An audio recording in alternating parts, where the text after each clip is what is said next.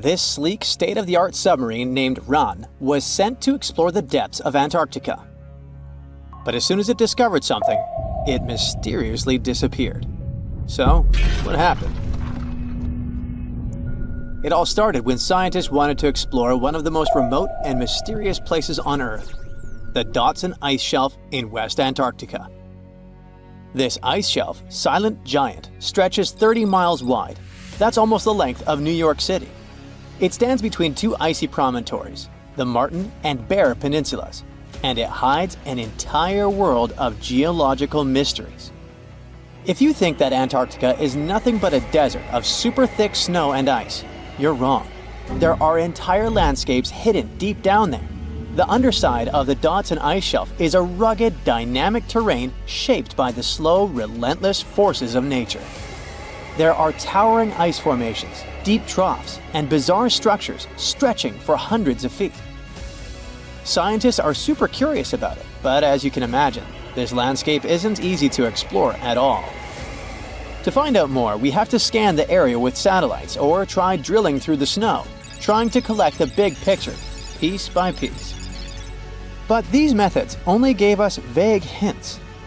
The real breakthrough happened when scientists came up with the idea to let the submarines explore it. Autonomous submersibles could swoop deep into the icy waters beneath the Dotson Ice Shelf and tell us what's up down there.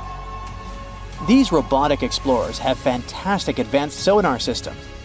It's that thing that bats or dolphins do. They can use sound to see the world. Basically, they send out sound waves underwater, and when those waves hit something like the ice shelf above or the seafloor below, they bounce back to the system. Animals feel how long it took for the sound waves to return and how they changed. And this helped them understand what's located where. For example, clicks that dolphins send out tell them where the fish are. We copied this crazy evolutionary trick and adapted it to our underwater exploration. Only our version is much cooler, with a higher level of precision, so we created detailed maps of the environment. The Ran submarine was one of those robotic explorers. It was named after the Norse deity of the sea. Ran had been meticulously programmed to navigate a treacherous landscape of Antarctica. But even with all this training, its journey led to an unexpected and eerie end. In 2019, Ran was sent to explore the depths beneath the Dotson Ice Shelf. It was a hero, the first one to go on a mission like this. The team said it was like seeing the other side of the moon. For 27 straight days, it worked tirelessly. It traveled over 620 miles beneath the thick ice. That's like a journey from Paris to Berlin. Ran went further and deeper than anyone could have imagined. At one point, it reached over 10 miles into the glacier's belly, and what it discovered down there was astonishing. Scientists thought there would be some smooth, uniform ice surfaces, but Ran revealed an underside marked by huge cracks, ridges. There were formations that looked like sand dunes, frozen in time. And finally, it found some mysterious swirling and teardrop-shaped patterns. They all looked more like art than geology. This actually tells the story of ice shelves and the ocean around it. Warm water sneaks in under the ice and melts it from below. Sometimes it smooths the ice out, but other times it carves out these weird, uneven shapes that look like patterns and drawings. And some of these shapes are huge, over 1,300 feet long. That's about 3.5 football fields. The reason why they look like swirling doodles is because the Earth spins. It makes the water turn in special ways, bending the shapes and drawing these spirals. It's called the Coriolis effect. Imagine you were on a merry-go-round and tried to throw something like a ball. It would go in a curve, not a straight line. Same thing happens with the water on Earth. Later, scientists found similar patterns in other Antarctic ice shelves, though they weren't as epic as the ones under Dotson. But Ran also discovered something horrifying. Turns out that these warm waters, aside from being great artists, are also a huge danger. The Dotson Ice Shelf isn't just hanging out serenely on the sea. It's part of a very delicate system and acts as a protective barrier that holds back huge glaciers in West Antarctica. The ice shelf is floating on the ocean, but it's still connected to the land. As warm water sneaks underneath it and the ice melts, the Dotson can't hold on to the land as tightly anymore. The protective barrier starts to weaken, and this lets the glaciers behind it move faster into the ocean. When those glaciers flow into the sea, they add more water, which could cause sea levels to rise, eventually changing our coastlines. Rand stumbled upon huge pockets where the ice was melting at alarming rates, all due to powerful underwater currents. It was like seeing a ticking clock on the glacier. The stakes were high, but luckily the submarine was ready. This time, it managed to return. And then, it worked for 5 more years, helping scientists with tons of useful data. The missions were daunting. There could be periods where Rand slipped into the pitch-black cavity beneath the glaciers, spending 24 hours without communication. But it was mapping every peak and every valley. It gained experience from over 40 missions below ice. Then, in early 2024, Rand went on a mission to the Thwaites Glacier. The mission was bold from the start. This place is also ominously referred to as the Doomsday Glacier. It's called that because it's slowly melting and has the potential to raise sea levels worldwide if it collapses, causing catastrophes everywhere. That's why Rand was dispatched to explore its underbelly, a place that had never been mapped so intricately before. The idea was to uncover the glacier's secrets, study how rapidly it was melting and why. This was Rand's second time exploring Thwaites. During the previous visit, it became the first sub to ever map the glacier's underside. Rand was exploring the depths from 650 feet to 1,650 feet. It sent a lot of data about how the Doomsday Glacier was slowly melting due to warm ocean currents. But while venturing into these icy depths, something went wrong. Out of nowhere, Rand vanished. Without warning, without a trace. One moment it was sending back crucial data, and the next, it had slipped into the abyss. No distress signals, no final transmission, and it didn't return to the point it was supposed to. People sent extensive searches, helicopters soared overhead, drones buzzed through the frozen skies, but no sign of the submersible emerged from the glacier's grasp. After a while, Rand's batteries would certainly run away, so at this point, it had definitely been swallowed by the abyss beneath 1,500 feet of ice. That was a huge and sad loss for the scientific team. The scientists at the University of Gothenburg are now looking to replace Rand and continue their important research under Thwaites. To this day, scientists have no idea what happened to it. Some say it may have been trapped in the ice. Others believe it was pulled away by an unseen current. It also might have collided with something unexpected. Whatever the truth is, its disappearance has left scientists stunned, and it looks like the ice shelf will hold on to its secrets a little longer. At least we gained a treasure trove of knowledge from Rand's journey. Scientists keep exploring Antarctica, looking for history that hides under the snow. For example, they discovered that around 90 million years ago, a lush temperate rainforest thrived near the South Pole. They revealed an ancient world far warmer than they ever imagined. Deep in Antarctica, they unearthed fossilized roots, pollen, and spores preserved in the soil. All this shows that there was a swampy rainforest that flourished despite months of polar darkness. All these discoveries changed our understanding of Earth's climate, both in the past and the future. Drones, robots, and a heart. It's not the title of a new animated series. These are things that Leonardo da Vinci worked on more than 500 years ago. And today, scientists use these works of the famous artist to develop modern technologies. Da Vinci knew something about the heart that modern doctors have only discovered recently. How is this possible? He was a genius, that's how. We'll look at the famous works of the inventor, but only those that you've probably never heard of.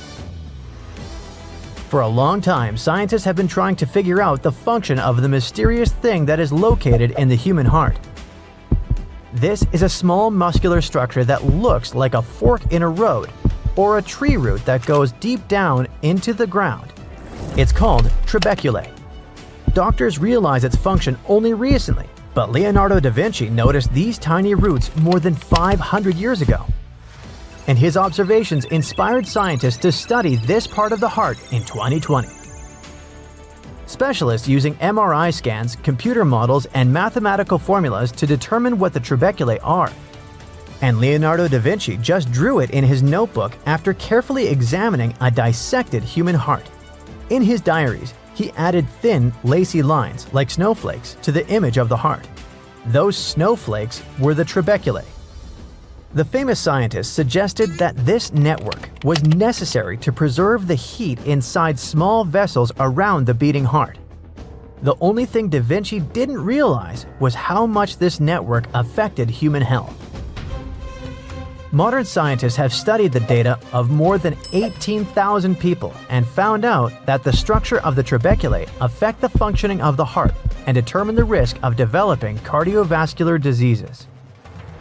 And the most interesting thing is that the structure of these tiny branches is directly related to the human genetic code. That is, DNA dictates the structure of the trabeculae of your heart. But why is it important?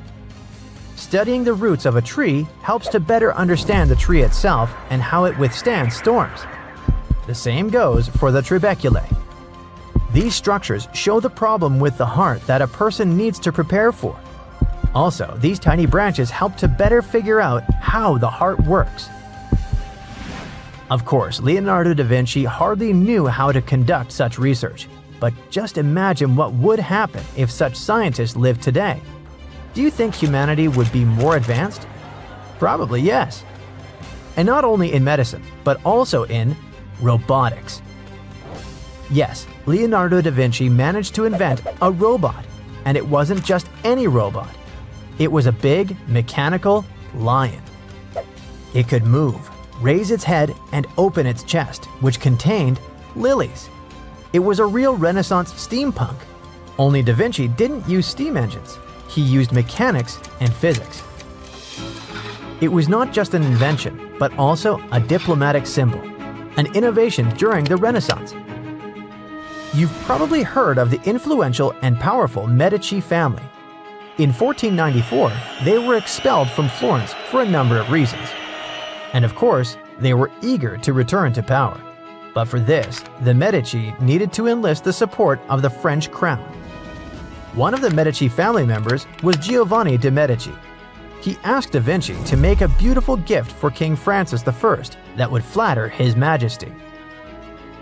The famous inventor came up with the idea to create a mechanical lion. And of course, such a gift made a great impression on the people of the 16th century. Just imagine how cool it looked 500 years ago. Everyone around gives some beautiful paintings, silks, diamonds, and luxury items to the king. And then, a robotic lion appears with a lily on its chest. It would be interesting to see the reactions of those who saw this robot. Interestingly, the word robot didn't even exist at that time. Unfortunately, we haven't preserved the drawings of that lion, and of course, we don't have the original invention. But we found fragments of its appearance in the Madrid Da Vinci Codex, and in some other surviving recordings by other Renaissance artists. Some of them said that the lion could roar and move independently for a long distance, but obviously, this was an exaggeration. In the 16th century, similar inventions used heavy weights and the flow of water to create movement. But Leonardo da Vinci used complex gears, similar to the clockwork of that time, coil springs, and other parts. It was a delicate piece of work that resembled Leonardo's robot, another invention made by this brilliant scientist that looked like a knight. For the knight, da Vinci created a complex system of arm articulation and torso rotation to accurately reproduce human movements. To create the robotic lion, da Vinci studied the anatomy of this animal. After years of observation and study of internal organs and joints, he used all these to create his masterpiece. In fact, it was an early prototype of modern robotics. All this was long before artificial intelligence, lasers, microchips, and other technologies. At that time, such machines were created not to increase productivity, but to impress and surprise people. Perhaps Da Vinci would have been able to shock the public if he had invented a real flying machine. No, not that famous hang glider prototype, but the prototype of a modern drone. Almost all modern drones have one common problem that scientists around the world are trying to solve. And the solution to this problem was proposed by Da Vinci more than 500 years ago. He drew an image of an aerial screw that resembles an ancient descendant of the modern drone. It had one big rotating screw in the middle instead of multiple propellers. And it seems that this screw had helped scientists a lot recently. The most urgent problem of drones today is their noise. Drones are everywhere. They make cool nature videos, shoot movies and TV series, rescue people stuck in mountains and other difficult places, deliver things, water crops, and do a lot more. And all this is accompanied by noise, which irritates the human ear. All of those small propellers emit high-frequency sinusoidal sounds that bounce off the ground, making them even louder and longer lasting. So, scientists began to look for a solution to this problem. For example, they've developed a special acoustic metamaterial that can mute sound by 94%. This material should be installed under the drone's fans, blocking the sound wave going to the ground. They probably came up with a few more solutions, but they also decided to try using the drone design developed in the 15th century by Leonardo da Vinci as an experiment. They didn't reconstruct the exact model of the ancient flying machine, but they uploaded all the parameters of this invention into a computer and generated the flight conditions to create a simulation where the aerial screw would work. The scientists were surprised. This thing actually succeeded. It's easy to imagine how it works. The aerial screw produces rotational movements to create lift, that is, to fly. And it seems that in 2025, this is a rather cumbersome invention. Modern drones with propellers are much more mobile and faster, but the engineers wanted to find out the aeroacoustic noise characteristics and mechanical power of this invention and compare them with today's propellers. Computer simulations showed the aerial screw emitted much less noise and provided higher mechanical power. How is this possible? Thanks to the laws of physics. The surface area of the aerial screw is larger than that of modern propellers. It rotates more slowly, but it creates the same lifting force. This means it consumes less energy. The noise from its wide surface has a lower frequency. The screw releases air vortices along with the sounds, and the sound waves inside the vortices dissipate faster. So it can really help scientists solve the noise problem of modern drones. What does this experiment tell us? That old ideas just get recycled as new ones. In the case of Leonardo da Vinci, this is exactly the case. What do you think? How many more Renaissance superstar inventions can be used for modern technology? It would be cool to create a high-tech company that would specialize in inventions based on Da Vinci's drawings. What would you like to turn into reality?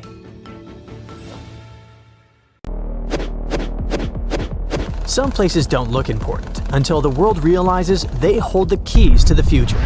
That's the case with Canada's Arctic.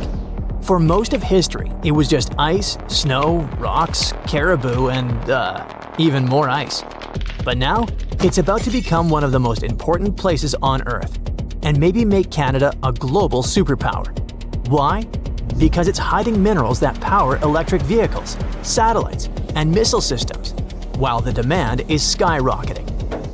However, it's not just mining and having resources. It's also about control.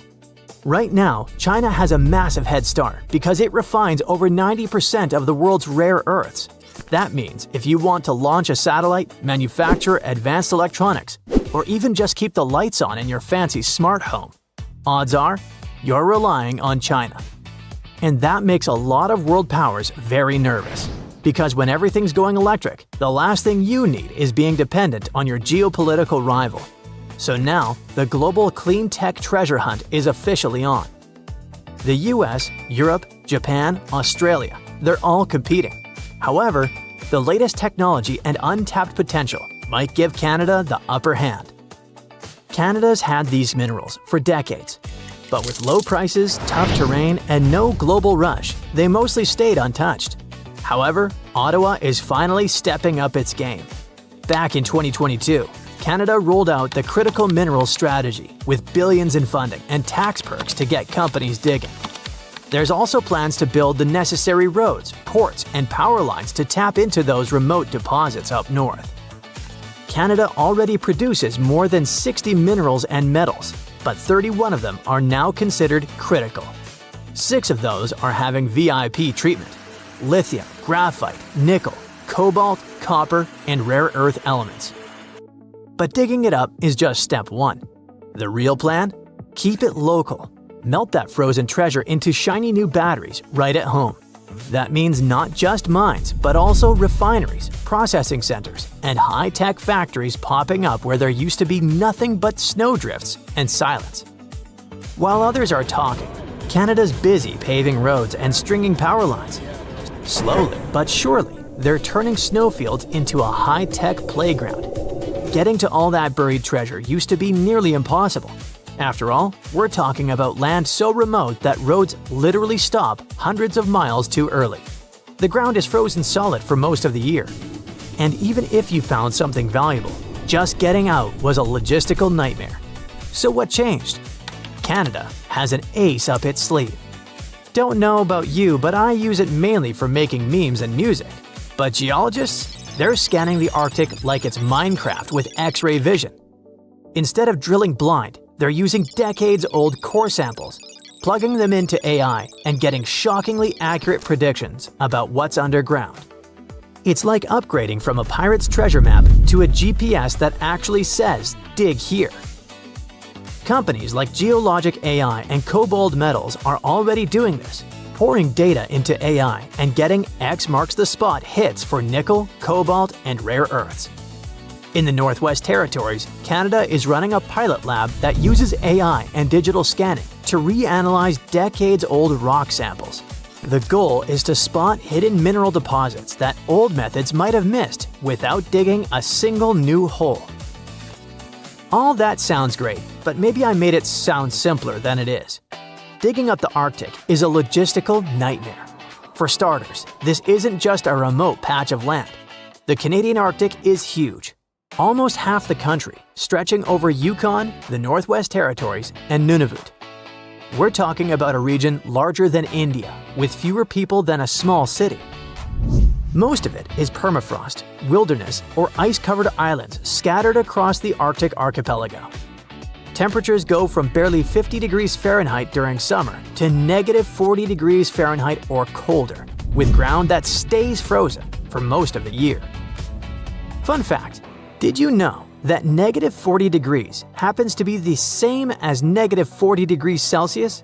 It's the one temperature where both scales intersect. They climb at different rates, but eventually cross paths when it gets cold enough. Just a small trivia nugget for weather nerds like me. Anyways, you can't just roll in a truck and break ground in the Arctic. Up there, roads just stop. Want to build something? It can take years, and one nasty winter can put everything on ice. And if you want to continue up north, you need more of everything. More food, more fuel, more machines, which means even more money. Speaking of money, another chilling fact is how much this all costs. Mining in the far north is way more expensive than doing it in, say, Australia or Chile. An AI might tell you where the minerals are, but people and big machines still have to dig, and that costs a fortune. But that's not all. Most of the Canadian North is Indigenous land. First Nations, Inuit, and Métis communities have lived there for thousands of years, and mineral hotspots often sit right on their ancestral grounds. So when Canada talks about unlocking the Arctic, it's not just a question of roads and robots. It's a question of partnership and collaboration. And that's not optional. Legally, projects on Indigenous land require consultation and, in many cases, consent. The good news, some communities aren't just involved, they're leading the way. In regions like Nunavut and the Northwest Territories, Indigenous-owned corporations and world powers are already shaping how development happens on their terms. If Canada wants to pull this off, it's going to need more than tech and funding. It's going to need trust. So with all that in mind, can Canada pull this off? Honestly? With technological advancements and partnerships, it doesn't seem impossible. But Canada isn't just doing one thing right. It's doing a bunch of things at the same time. Let's recap. Hidden resources? Checked. New strategy? In place. Big funding? Approved. AI tools? Deployed. Indigenous partnerships? Underway. Infrastructure? Already breaking ground. It's a snowball turning into an avalanche. Exploration boosts investment. Investment speeds up roads. Roads unlock more deposits. More deposits attract more factories. It's a feedback loop, and if they keep feeding it, the whole Arctic operation could go from an idea to empire faster than anyone expects, giving a whole new meaning to the phrase frozen assets. But this doesn't just help Canada. It could save the US a whole lot of trouble. If all goes to plan, the US won't need to ship rare earths halfway across the planet. It can just look north, wave at the caribou, and get what it needs from its closest neighbor. That's why the US has publicly backed the effort, offering support and funding to help build a trusted North American supply chain. For Canada, this could be the moment it stops being just a supplier of raw materials and starts becoming a critical power broker in the clean tech economy. For the US, it's like discovering your neighbor has been secretly building a battery factory in their backyard while you were building electric vehicles. And globally? Well, the abundance of resources tends to lower the prices, and that's always a good thing for us regular people. Cheaper cobalt, nickel, and lithium mean cheaper batteries, and cheaper batteries mean more affordable electric vehicles, energy storage, phones, laptops, the works. Now, don't get too excited just yet. Like we said, mining in the Arctic isn't cheap, but in theory, once Canada's clean tech engine is fully up and humming, more supply and shorter supply chains should gradually bring costs down. And it's not just about price tags, it's about stability. Right now, if one country cuts exports or gets caught in politics, everything down the line gets shaky. But with Canada stepping in as a reliable supplier, the global system might get a bit more breathing room. Manufacturers can stop sweating over single points of failure and start building with confidence. In 1994, the Sherman family bought a small ranch in the state of Utah, 150 miles southeast of Salt Lake City. A spacious house, beautiful nature, a starry sky. One night, Terry Sherman heard a strange noise coming from the outside. He went out of the house and saw a huge wolf. He had never seen a wolf of this size. Terry chased the animal away and ran after it, but the wolf's tracks were lost. It was as if it had disappeared into thin air. This was just one of the many creepy and strange cases that occurred at Skinwalker Ranch. The land where the farm is located used to be inhabited by the Ute people. In the past, they clashed with the Navajo, who, according to legend, sent skinwalkers on them. According to locals, a skinwalker is an evil witch who can take the form of any animal or human. There are rumors that skinwalkers still wander in this area. Perhaps the Sherman family saw one of them, but it's not that important. The fact is that the appearance of the huge wolf was just the beginning. Over the next 2 years, the family reported strange flashes of light, mysterious objects in the sky, crop circles, and mysterious voices that seemed to hover overhead. But the worst thing was the damage to livestock. The Sherman family, fortunately, acted contrary to all the cliches of horror movies. In 1996, they sold the cottage to Robert Bigelow, a man who had a lot of money and was interested in buying this particular ranch. But why? Because Robert Bigelow was a fan of strange, unusual phenomenon. He founded the National Institute for Discovery Science, or NIDSI, and the area where Skinwalker Ranch is located had been the center of attraction for creepy things. Since the 1950s, there have been hundreds of reports of mysterious objects in the sky in this region. And no, those are not your typical round flying saucers. People talked about different bright lights that took the form of doorways or portals. So, Robert Bigelow and his NIDSI reported on glowing figures and animal diseases. But over the years of research, they could not provide any reliable evidence of the existence of something extraordinary. People saw all those strange phenomena, but their equipment didn't catch anything. So it all looked like a big hoax.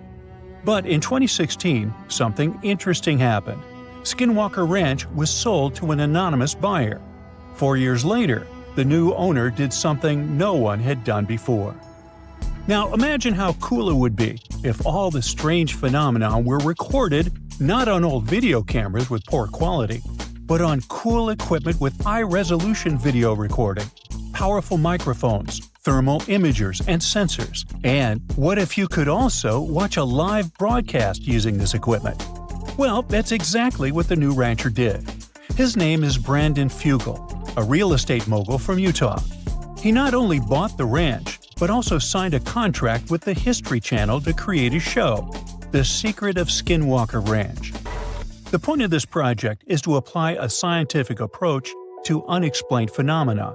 To do this, he turned the ranch into a big reality show that's been running for 5 years. The first thing Brandon Fugel stated was that there would be no falsifications, fakes, or computer graphics. No show exploring strange phenomena can compare with this one in terms of realism and authenticity. Fugel uses thermographic imaging systems, plane transponder data receivers, magnetometers, special cameras that detect infrared radiation and convert it to images, and other complicated scientific equipment.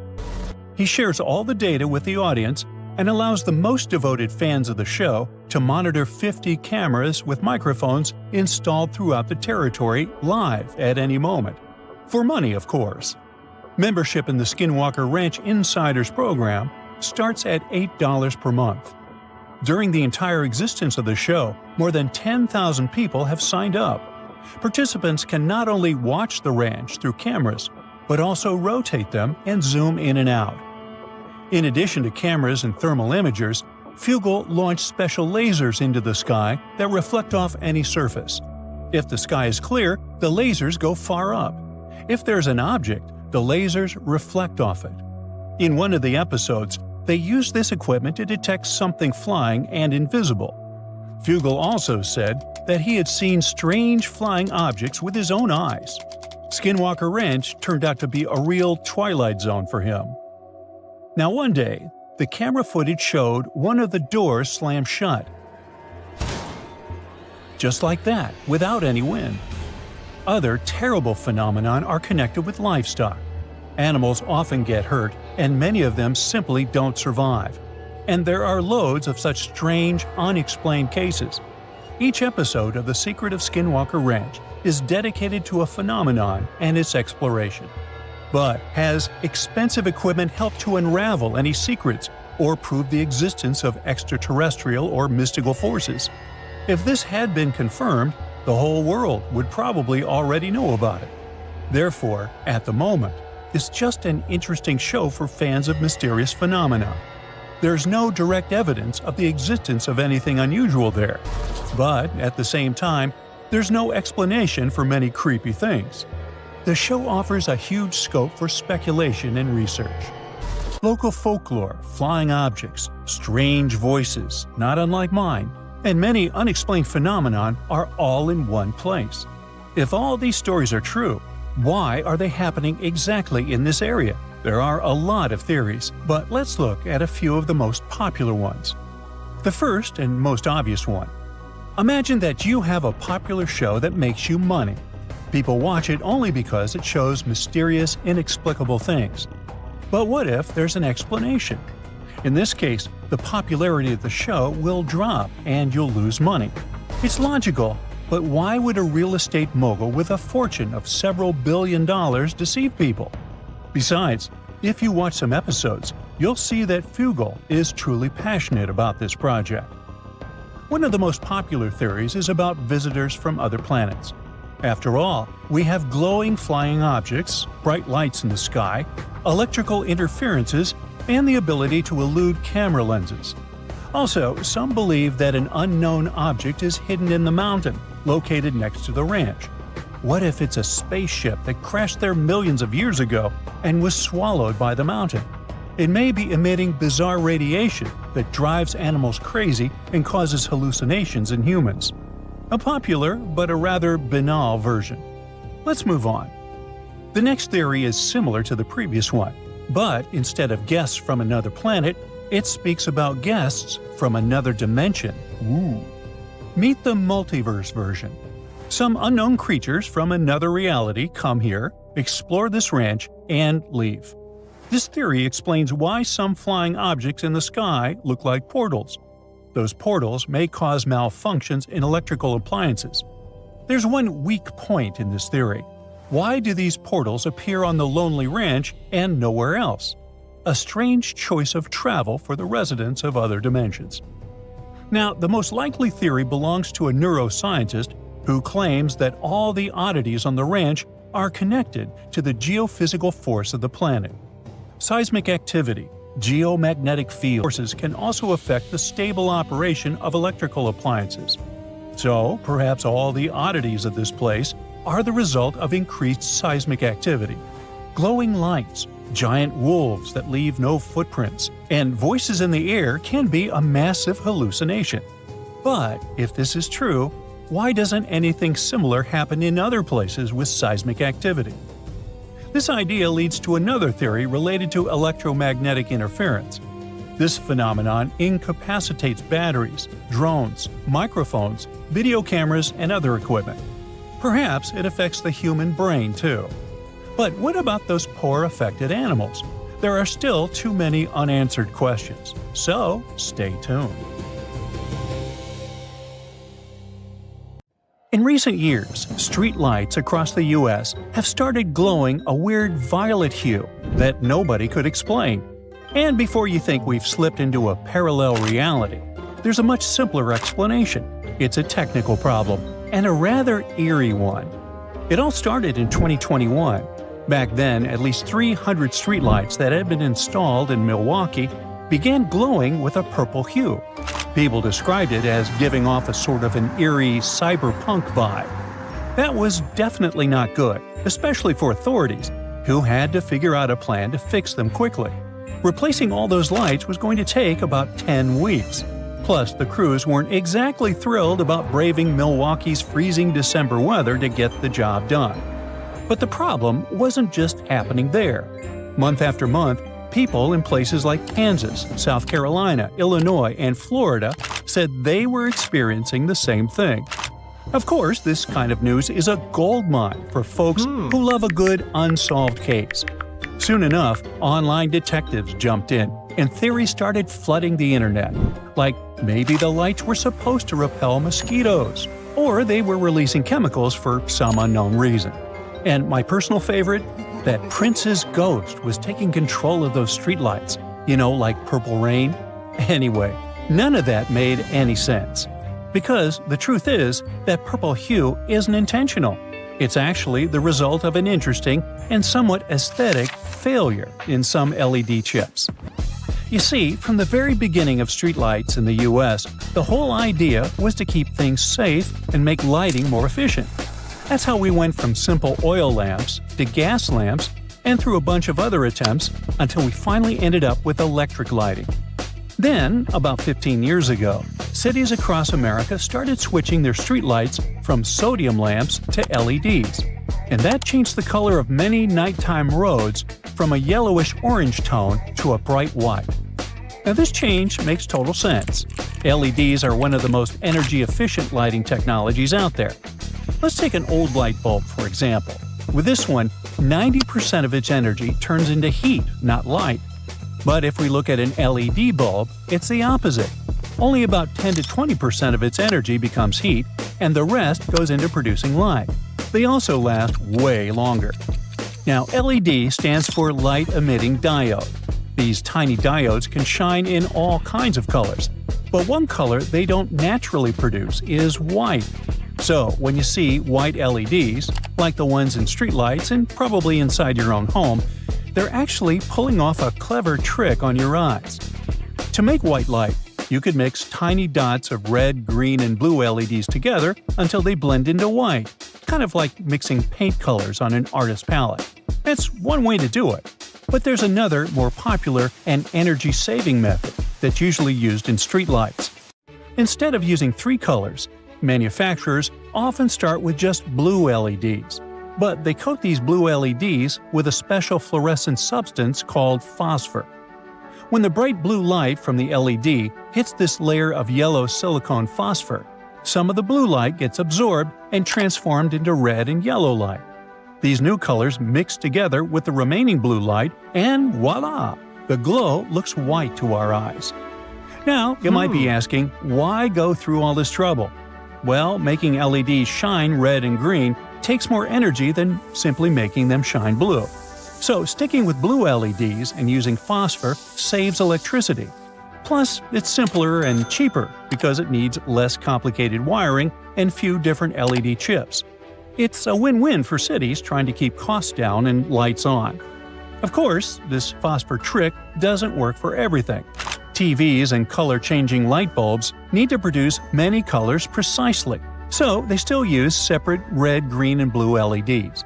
But when it comes to simply lighting up a street in white light, the blue LED plus phosphor method is the favorite choice. Normally, this technique works really well for streetlights, and the materials manufacturers use to make phosphor are extremely stable. But since this weird purple phenomenon is all over the internet, there's no denying that this is happening. So, specialists had to start looking for a cause. It turns out the phosphor coating had probably worn off or hadn't been applied correctly in the first place. Over time, the phosphor layer in some LED devices can start to break down, and without that yellowish filter, they end up shining more blue, giving them a purple glow instead of white. And the reason the problem only showed up after 2021 is because a specific batch of new streetlights that got installed all over the country. Thankfully, it seems like lighting manufacturers have figured out the issue. As a result, you're unlikely to see this problem come back in the next few years. And there you have it. No conspiracies, no Prince's ghost. Too bad. Just a little bit of color-mixing wizardry gone wrong. And little by little, the signature purple glow started disappearing as lamps slowly failed or got replaced. Now that's too bad for fans of the purple lights. Yeah, there have been plenty of reports from people who thought they looked nice. They felt the purple glow gave off enough light to see without being so bright that it hurt their eyes. But in the end, the lights had to be replaced for safety reasons. After all, streetlights are supposed to help you see when it gets dark outside, and the purple lights just aren't very good at that. Some people even had their houses broken into and blame the poor lighting for making their neighborhoods feel more vulnerable. And then there's driver safety too. The color of the light shining on a roadway can change the way drivers see their surroundings as they make their way through the night. So inside your eyeballs are tiny helpers called photoreceptors. They come in two types, cones and rods. Think of cones as your daytime buddies. They love bright light and are the reason you can see all the beautiful colors around you. But when the sun goes down and things get dim, cones start slacking off. That's when the rods step in to save the day, or rather the night. Rods are the night shift workers of your eyes. They're super sensitive and help you see in low light, even if everything looks more like shades of gray than full color. But here's the thing, rods are extra good at picking up light from the blue part of the spectrum. In other words, bluish light stands out more to your rods than other colors do in the dark. Now, most rods hang out in the outer edges of your retina, the part of your eye responsible for peripheral vision. So, when you're driving at night under bluish streetlights and you suddenly catch a hint of motion out of the corner of your eye, that's your rods doing their job. Under bluish light, they're even quicker to spot things moving around in your periphery than they would be under yellowish white lights. That boost in your peripheral vision under bluish light comes with a bit of a trade-off. Sure, your rods are great for spotting movement out of the corner of your eye, but the moment you try to look straight at whatever is moving, bam, it can suddenly get harder to see and focus. So it's not super safe for drivers. Okay, but does the purple glow actually affect our eyesight or cause any long-term problems? Manufacturers say we can rest easy because this effect is harmless. I mean, there's no evidence that anyone's been hurt by it. But it's true that blue light scatters more easily than most other visible light and can make it harder for your eyes to focus, especially in low light conditions. So, yeah, I guess we can all be glad that this purple lighting is finally going back to white. See? There's something curious about Scotland when seen from above. An almost perfectly straight line cuts right across the country from coast to coast. You might have never noticed, but that giant scar has existed for hundreds of millions of years. And right along its path lies one of Earth's biggest mysteries, the Loch Ness Monster. Meet the Great Glen Fault. Just like other major fault zones around the world, it was born because of the movement of Earth's tectonic plates. So let's go back in time, like 430 million years ago. At that point, a massive geological drama was going on called the Caledonian Orogeny. Now, orogeny is just a fancy scientific word for how mountains are formed. So this whole region looked totally different back then.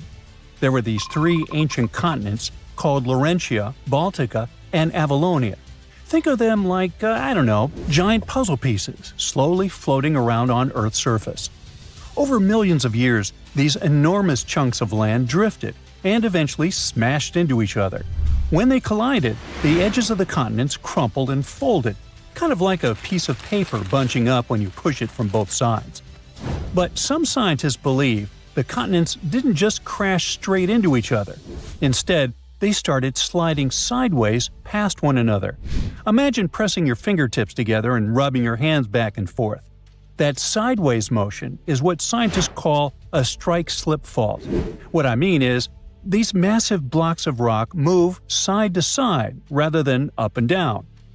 So, bit by bit, the land on either side of the fault kept inching past each other, shifting by several miles over geologic time.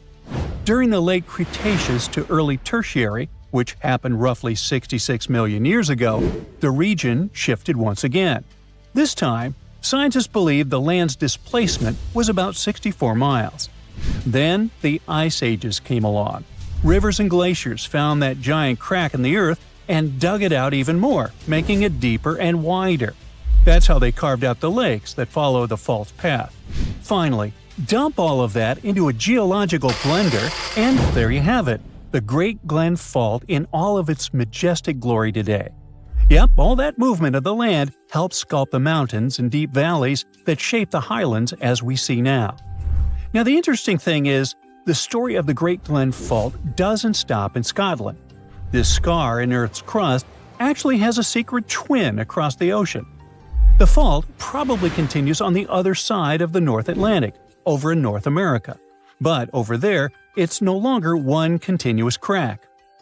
About 200 million years ago, Earth decided to shake things up. That's when the Mid-Atlantic Ridge began forming, basically a giant underwater mountain range that started pushing the continents apart and broke the original fault. So now, the North American side of the Great Glen Fault shows up as what is now called the Cabot Fault, also known as the Long Range Fault. It slices through the length of northwestern Newfoundland in Canada and even stretches out into the Gulf of St. Lawrence. Meanwhile, back in Scotland, the fault lines up perfectly with the Great Glen, a valley about 62 miles long, stretching from Inverness in the northeast all the way to Fort William. And it's filled with gorgeous lochs. One of the largest and most famous of these lochs, of course, is Loch Ness. Yes, I'm talking about the Loch Ness, that mysterious stretch of water that's said to be home to the Loch Ness Monster. You know, the legendary creature with the long neck that likes to poke out of the water every now and then, and that sends shivers down the spines of anyone lucky or unlucky enough to catch a glimpse. At least, that's what people say. But despite many years of searching for the creature, everything from thermal imaging drones to miniature submarines, no one has found any real evidence of the monster. And one interesting fact is that the Loch Ness Monster might be directly linked to the Great Glen Fault. Some geologists think that plenty of Nessie sightings might actually be, well, just simple bubbles, big ones, and they were probably caused by the fault itself.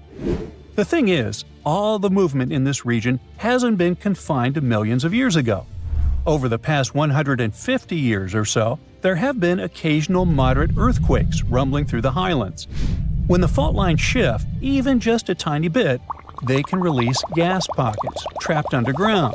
Then, rising gas bubbles can disturb the surface of a lake, creating ripples, waves, or sudden bursts of movement across the water. And that's exactly the kind of thing that might look to someone standing on the shore like a giant creature swimming just beneath the surface.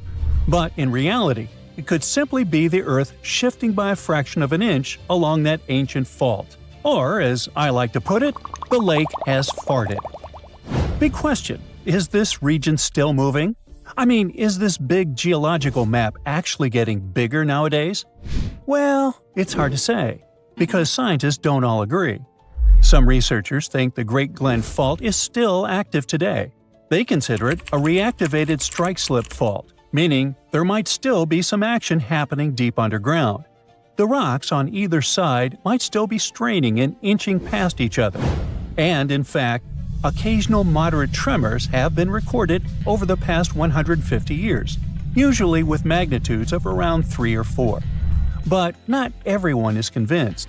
Other scientists point out that there is no solid evidence of significant modern activity along the main fault, and the seismic activity over the past few centuries hasn't been strong enough to prove the fault is seriously on the move. Take the Inverness earthquake that happened in 1901, for instance. To this day, it's considered one of the strongest that ever happened in Scotland. People felt it all across the country, and the earthquake damaged several buildings in Inverness. The situation was so intense that it gave the feeling of, oh boy, this crack is definitely growing. But the specialists aren't so convinced. Some believe it likely happened on a secondary fault connected to the Great Glen Fault, but not directly on the main fault itself. So, once again, it's hard to say for sure whether the Great Glen Fault is still actively moving today. Despite all the different studies and debates over many years, there are only a few conclusions about this huge gap that everyone agrees on. The fault is unusually straight, it is super ancient, and it is extremely deep by any standards. That's not the only cool fact about Scotland's territory, though. Let's travel to the islands that lie off the northwest coast of the mainland, to the Isle of Skye. This place was once home to a wide variety of dinosaurs during the Middle Jurassic period. The thing is, finding dinosaur fossils from this time period is super rare, but the Isle of Skye is an exception. Specialists discovered that about 167 million years ago, give or take, dinosaurs were mingling on the muddy edges of a warm lagoon over there. As they gathered around this ancient watering hole, they left behind layers of overlapping footprints. Specialists first noticed these tracks in the early 1890s, but at the time, they concluded that the impressions were petrified burrows of ancient fish. But then, in 2019, a graduate student from the University of Edinburgh went there and figured, nah, these are definitely three-toed dinosaur footprints. And he was right.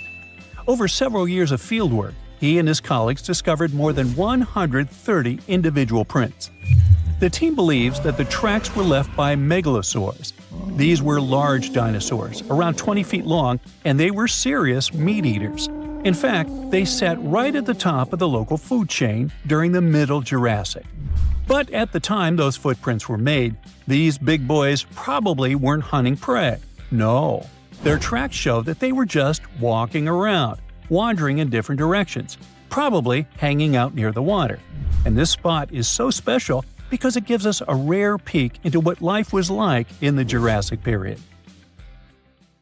Welcome to one of the most mysterious and unexplored places on Earth. But what's so special about that? It's just some icy peaks and the endless snowy expanse of Antarctica. Yeah, that's right, but there's still a planetary scale mystery here. No matter how hard you try, you won't see a hidden mountain range, giant, unexplored land where no human has ever set foot, and it lies under another layer of mountains. It's like a nesting doll, but the size of a continent. These mountains hide Antarctica secrets, and these secrets can tell us something awesome about the ancient history of our planet.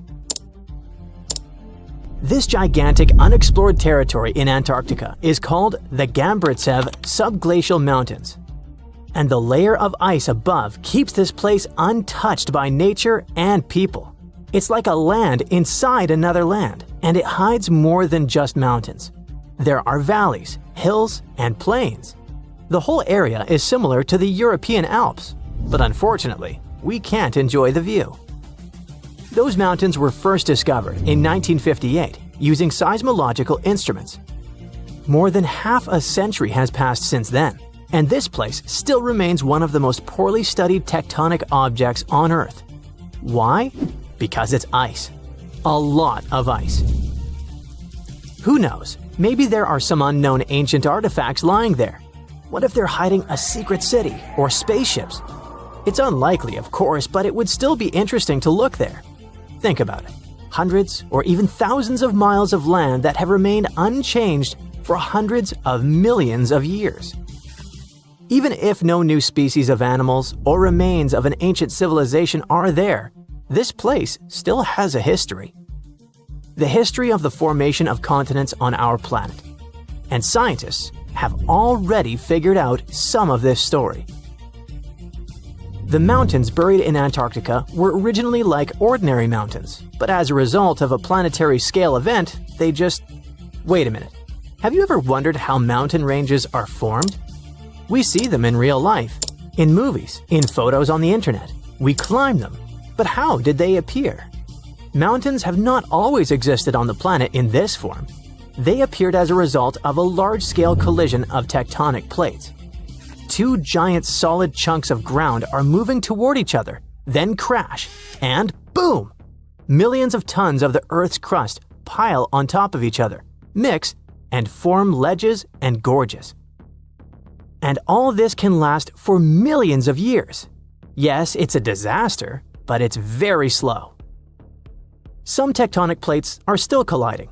For example, the Himalayas continue to grow because the Indian and Eurasian plates are still ramming into each other. And this process began about 50 million years ago. The Gambrintsev Mountains under ice experienced a similar event, only much earlier. An article in the journal Earth and Planetary Science Letters says that they appeared during the formation of the supercontinent Gondwana. Two giant pieces of land were separated by a boundless ocean. But then, about 700 million years ago, they collided and formed Gondwana. This supercontinent included the territories of modern Africa, South America, Australia, India, and Antarctica. The giant pieces crashed into each other and released a stream of hot, partially molten rock. This mess grew bigger and bigger, forming mountains. The temperature of those mountains grew, their mass increased, and at some point, Gondwana became unstable. The supercontinent began to collapse under its own weight. The hot rocks below the surface began to flow sideways as a result of a process called gravitational spreading. Take toothpaste and start squeezing it out of the tube. Approximately the same thing happened with billions of tons of red-hot rock. Ancient mountains in Antarctica appeared right during this catastrophic event. You've just watched a visual simulation of global events that took place hundreds of millions of years ago. It looks cool, but how did scientists figure it out? How did they see this planetary scale destruction? If the Gambrintsev Mountains under ice is one of the most unexplored places in the world, then how could people find out its origin? The answer is simple. Tiny particles of rock have told us about the changing landscape of the planet. These are zircons, but scientists also call them time capsules. This mineral is very handy and resistant to mechanical and chemical influences. It's difficult to crush, it doesn't get affected by erosion, and it doesn't dissolve in water. And there's uranium inside it. This chemical element shows scientists the age of the rock. The fact is that uranium always decays into lead at the same rate. Scientists look at the ratio of uranium and lead and determine the age of minerals with great accuracy. Okay, this sounds a bit complicated. Here's a simple example. Imagine that each mountain belt is a clock that starts ticking at the moment of its formation. That is, after the collision of tectonic plates. After the rock forms, uranium begins its slow decay. The more time passes, the more uranium turns into lead. The rate of this decay is always the same. This decay can last for billions of years. The less uranium is in zircons and the more lead, the older the rock is. And this is how it happens in practice. Geologists take several rock samples. In a lab, they crush it to extract crystalline zircons. Geologists then dissolve the particles in acid to separate uranium from lead. Then they use a special device, a mass spectrometer that accelerates atoms and sorts them by mass. This is a rather complicated process, but the bottom line is that this device shows scientists the amount of uranium and lead. They look at the ratios of these two elements and calculate the age of the rock. Geologists took zircons from sandstones near the Cambrian Mountains, studied those particles, looked at the level of uranium, and calculated the chronology of mountain formation.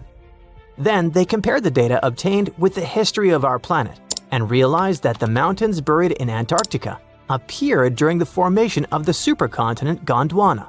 But how did they find out that the supercontinent included Australia, India, and Africa? Zirconia from those Antarctic rocks turned out to be very similar to zirconium from those countries. That is, a long time ago, these three continents were together. So, the Cambrian Mountains began to grow about 650 million years ago. About 580 million years ago, they reached the height of the Himalayas, and 80 million years later, they experienced the melting of the Earth's crust. And while most of the mountain ranges on the planet were changing and collapsing, the Cambrian Mountains under ice remained untouched. Water, soil, wind, earthquakes, gravity, and other natural forces destroy mountain belts. This process is called erosion. But mountains buried in Antarctica haven't experienced anything like this. The cold temperature and the ice sheet around them kept this range unchanged. It's one of the best preserved ancient mountain belts on the planet. Okay, but why do we need to explore these mountains? What difference does it make that the supercontinent Gondwana collapsed in the past? It's possible that plants, frozen bodies of insects, or ancient bacteria have remained preserved under thick layers of ice. What about ancient animals? Many species could have lived on Gondwana. Studying ancient mountains in Antarctica can show us what the planet looked like about 500 million years ago. When Antarctica was a green continent, what lived on it? What happened to this life? Is it possible to revive those ancient creatures after so many years? If scientists were able to calculate the date of the supercontinent's appearance using tiny particles, then imagine what they could find after examining this hidden mountain range. It all sounds very interesting. But there's one problem. To take a small piece of this unknown world, you need to drill through a lot of ice. You need to deliver heavy equipment to one of the most inaccessible continents in the world, build stations, obtain an energy source, and conduct large-scale research. It sounds incredibly expensive, so this hidden territory will probably remain a mystery for a long time. Let's just hope that some billionaire will want to find out Antarctica's secrets and arrange a large-scale expedition there. This is a real human brain. Well, it was, until a hot cloud of ash turned it into glass. This crazy transformation happened almost 2,000 years ago, when Mount Vesuvius decided it was a good day to erupt and destroy cities like Pompeii, Atlantis, and Herculaneum. This particular brain belonged to a young man who lived in 79 CE in Herculaneum. Not the most famous Roman town, but it was the first place that was discovered under Vesuvius's ashes way back in 1709. Around 200 years later, archaeologists found the remains of this young man lying face down on a bed. All the smoke and ash probably made him disoriented. So while most of the citizens of Herculaneum rushed to the shore, hoping to be rescued, the brain guy ended up trapped inside a building and passed out. Weirdly enough, this saved his brain from completely disappearing. How in the world does a brain turn into glass? Well, when Mount Vesuvius erupted, it didn't expel just lava. It also sent away a really hot cloud of ash before the solidified lava could flow down. This type of lava, known as pyroclastic flow, could get as hot as 869 degrees Fahrenheit. An insane temperature, we know. Hot enough to melt your brain, but not hot enough to turn it into glass.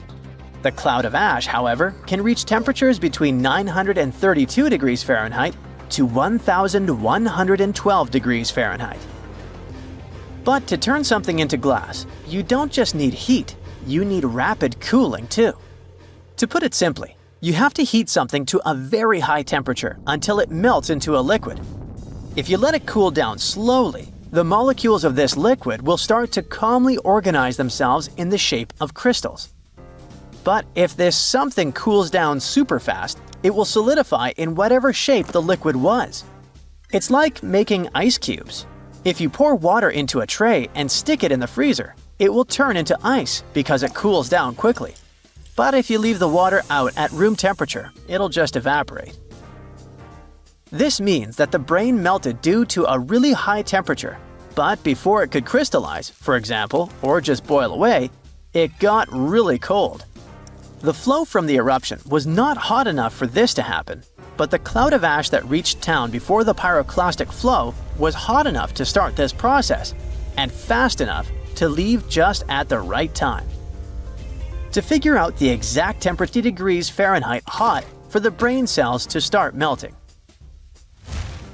Now, remember how I said this guy was inside a building, but most of the citizens were outside?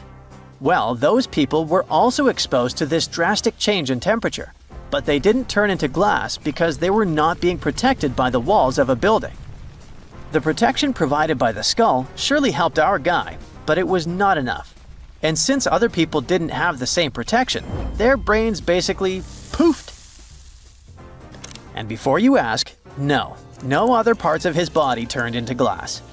You see, you need some liquid for the glass-making process to happen.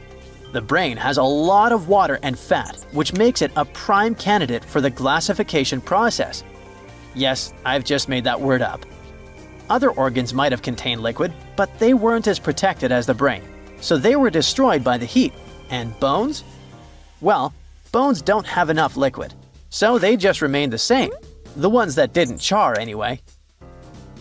When the brain turned into glass, it looked a lot like an obsidian stone, a type of volcanic glass formed by the cool lava of a volcano. Even the forensic archaeologist who discovered this glassified brain thought it was just a stone at first. He was studying the bones of our hero when he noticed something shining inside of his skull, right in the middle of all the volcanic ash that filled it. To his surprise, this thing was way more fragile than obsidian and smaller too, with some fragments being only a few millimeters large. He only figured this was part of that guy's brain after he took the glass to the lab. With the help of a microscope, he discovered that this was not a stone but an organic tissue, which is basically cells that form our organs. This organic tissue was made by protein, a molecule produced by living things like animals and plants. And this was not just any protein. This one was specific to the human brain because every organ is made of different types of protein. The researchers also found nerve cells preserved inside this glass, complete with the tendrils that help them receive and send messages. The microscope also showed what was left of myelin, a fatty substance that gives a speed boost to the messages traveling along the nerves. This isn't the first time scientists discovered preserved human brains. In fact, more than 4,000 brains have been found since the 17th century. It may not look like a big number, but keep in mind that finding only the brain preserved in a skeleton while the other organs are gone is not that common. You see, the human brain is actually the first thing that decomposes when we're 6 feet under, and it usually turns into liquid. When scientists stumble upon a human brain, it's usually dried, frozen, or literally turned into soap. A brain can be dehydrated if a person perishes in a place that is very hot, like a desert. Frozen brains are found, obviously, in places that are super cold, like polar tundras. A brain turned into soap may sound weird, but the saponification process is not that rare.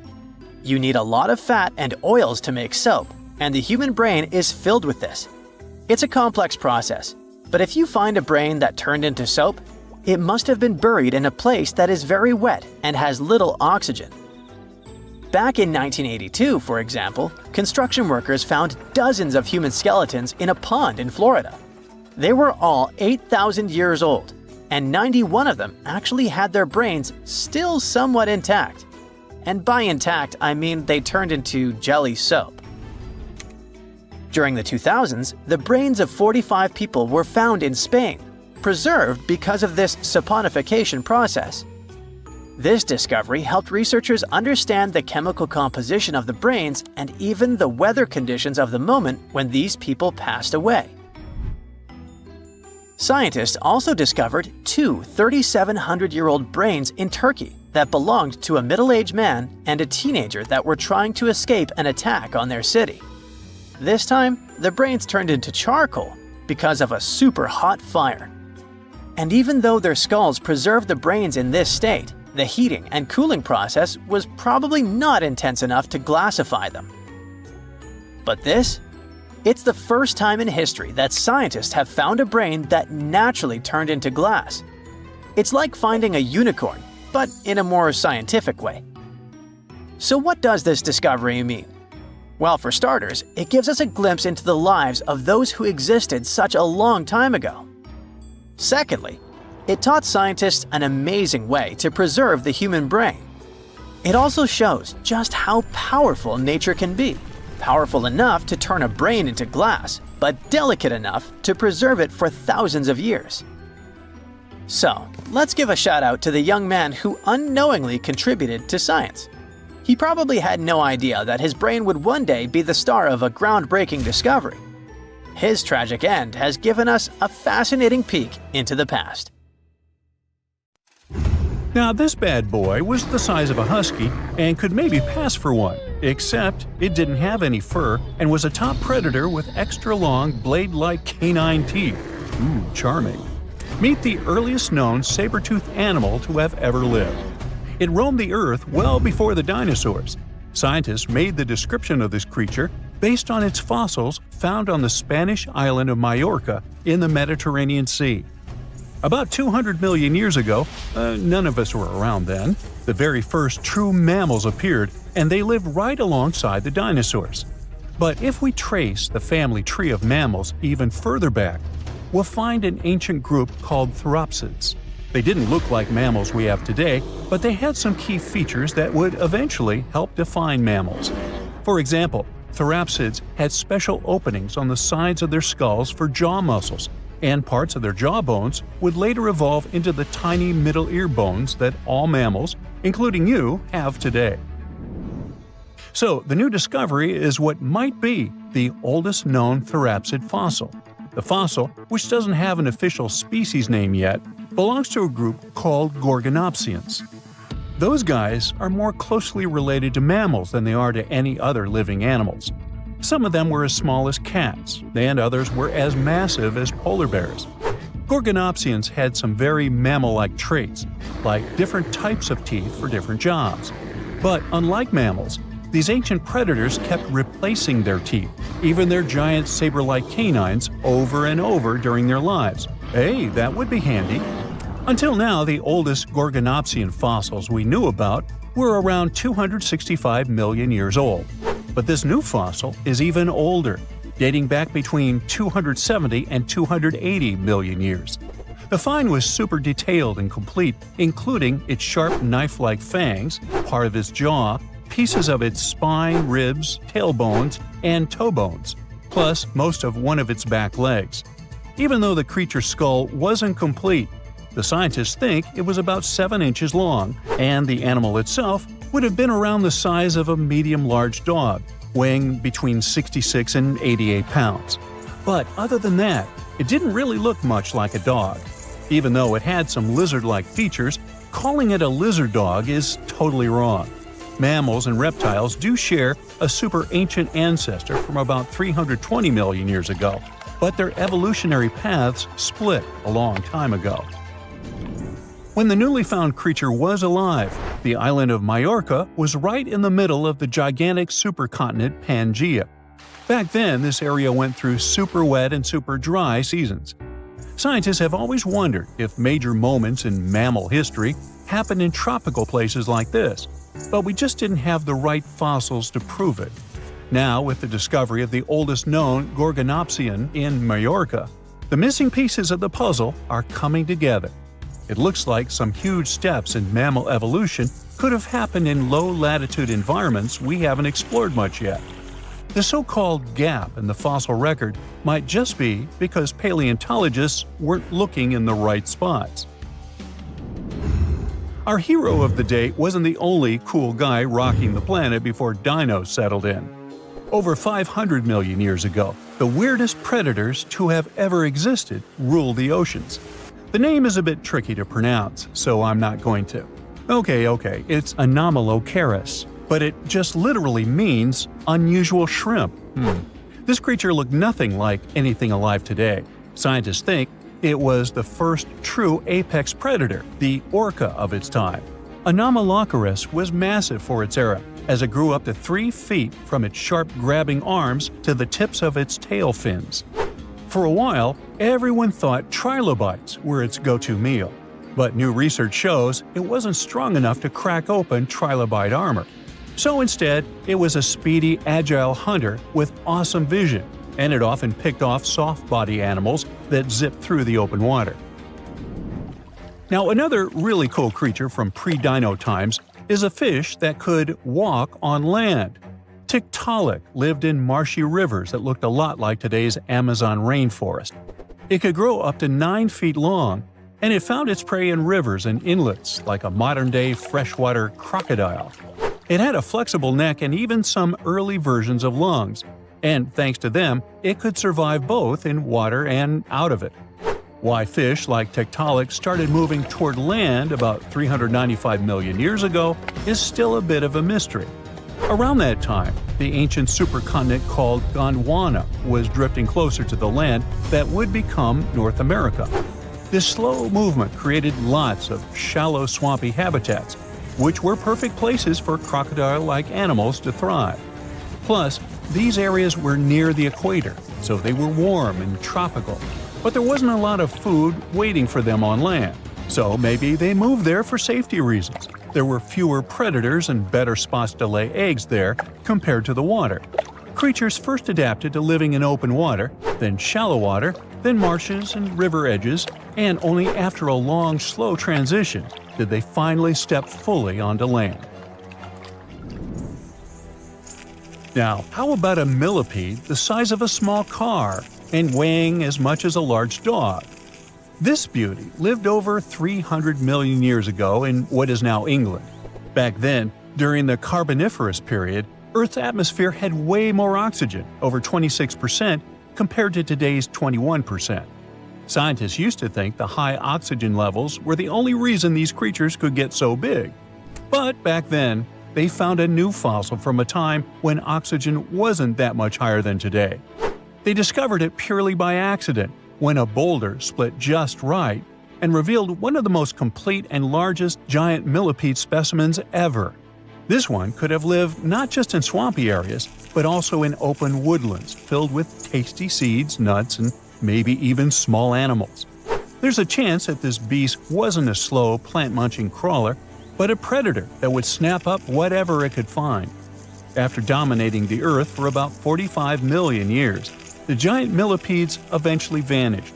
Probably the reptiles pushed them out, clearing the way for the age of the dinosaurs. Now, in case you ever wondered what would happen if you crossed a polar bear with a saber-toothed cat, here's the answer. This guy ruled the southern ecosystems after migrating 7,000 miles across the supercontinent Pangaea around 252 million years ago. It had a tough skin like a rhino's and massive canines, perfect for tearing away huge chunks of meat, and it was an excellent runner. Once it got to its new home in what is now South Africa, it replaced a whole group of local predators. But its glory didn't last long, as closer to the end of the Permian period, massive volcanic eruptions made the weather patterns change and wiped out about 90% of all species. And because top predators are usually big, slow to grow, and not super common, They often vanish among the first when massive extinction events hit, and that's how our guy here went extinct. Our final creature of the day was a dragonfly that lived around 300 million years ago and had a wingspan of over 2 feet, 6 long, spiny legs, and huge, bulging eyes. Megalithic. This 4-winged giant is most likely the largest flying insect that ever lived, and it easily outsizes today's dragonflies, which are its distant relatives. Like modern dragonflies, Megalithic like to hang out in open areas near ponds and slow-moving streams. But unlike today's dragonflies, it wasn't just catching tiny bugs. This guy was likely the top predator in these open spaces. It used the spines on its legs like a flying trap to snatch prey out of the air, including other flying insects, small amphibians, and even lizard-like creatures. Scientists found the first fossils of Megalithic in 1880 in the coal-rich rocks in France. The fossils were incredibly well preserved and showed off the detailed vein patterns in their wings. Scientists think Megalithic grew so huge because it didn't have much competition from vertebrates, and the air back then, during the Carboniferous period, had a lot more oxygen than it does today.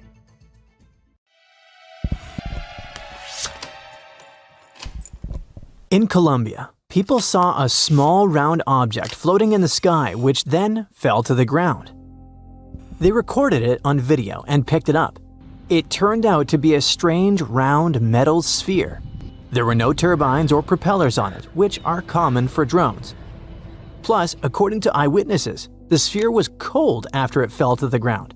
It weighs only 4.5 pounds, which is twice as light as a bowling ball. But the most interesting thing is what was written on it. Unknown symbols resembling the runes and writings of ancient civilizations, like those from Mesopotamia. With the help of AI, a researcher managed to decipher the mysterious inscription, and this is what it read: "The origin of birth through union and energy in the cycle of transformation, meeting point of unity, expansion, and consciousness, individual consciousness." What? It sounds too philosophical and fanatical, but what do you think? Okay, the inscription is more or less clear, but what about the composition of the sphere? What is its origin? Its design differs from standard production methods since it has no welding seams and joints. Using X-rays, scientists saw the interior of the sphere. It turned out that the sphere consisted of 3 layers and had 9 to 18 microspheres inside, depending on different sources. All of them were located around the core. Obviously, many people started to claim that this was some kind of unknown technology from another planet. How it floated and why it turned out to be cold is unknown, but let's be honest. If it was really some unknown mysterious object from space, then the whole world would already be talking about it. The sphere looks like an art object or something like that. And all these tricks with hovering as well as the encrypted message seem to be part of some kind of performance. Most internet users have the same opinion, by the way. What do you think is the point of this project? Perhaps the artist wanted to show how easy it was to make people believe in extraordinary things.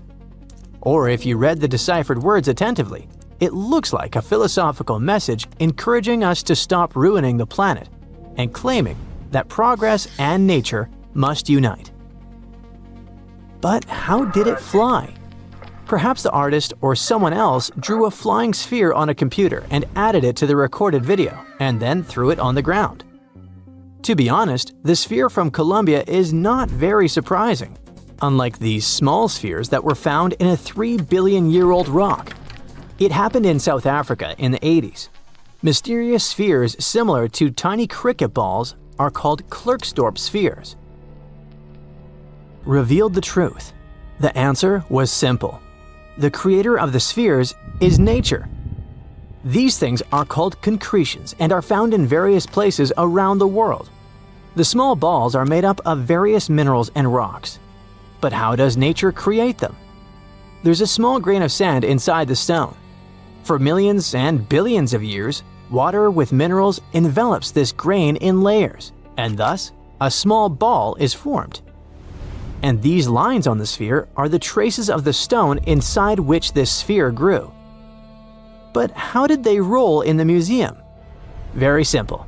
Round objects can roll with the slightest push. Not far from the place where the museum is located, people mined gold. It probably caused small earthquakes, and the shaking of the ground made the spheres move. So, nothing strange here. But if these little spheres were moving and making weird loud noises, it would be pretty creepy. Fortunately, there was no such thing in the museum. But something similar happened in Jacksonville. A large metal sphere the size of a bowling ball became perhaps the most famous sphere in the world after the Betts family found it at the Fort George Island Forest in 1974. Jerry, Antoine, and their 21-year-old son Terry were walking in the woods around their private property when Terry found a mysterious metal ball. He thought it was a beautiful souvenir, so he took it with him. The strange artifact stayed in the house like a trinket. No one paid any attention to it until Terry started playing guitar. At that moment, the sphere rolled on its own. Or not. You'll find out later. It changed direction and stopped, then vibrated and made a high-pitched sound that made dogs whine and cover their ears. All the family members immediately realized that this was something bizarre. One of the first people the Betts family told about the sphere was a radio host who loved mysterious stories. It's worth noting that in the 70s, the topic of extraterrestrial civilizations was very popular. Therefore, Betts' sphere became a superstar very quickly. The radio host confirmed that the sphere was behaving quite strangely. Then, another person did it.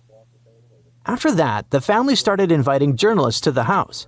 Stories about the Betts sphere spread throughout Jacksonville, and very soon across the country. Newspapers wrote about the extraterrestrial origin of the sphere. Journalists interviewed the members of the Betts family. People seemed to be going crazy because of this story.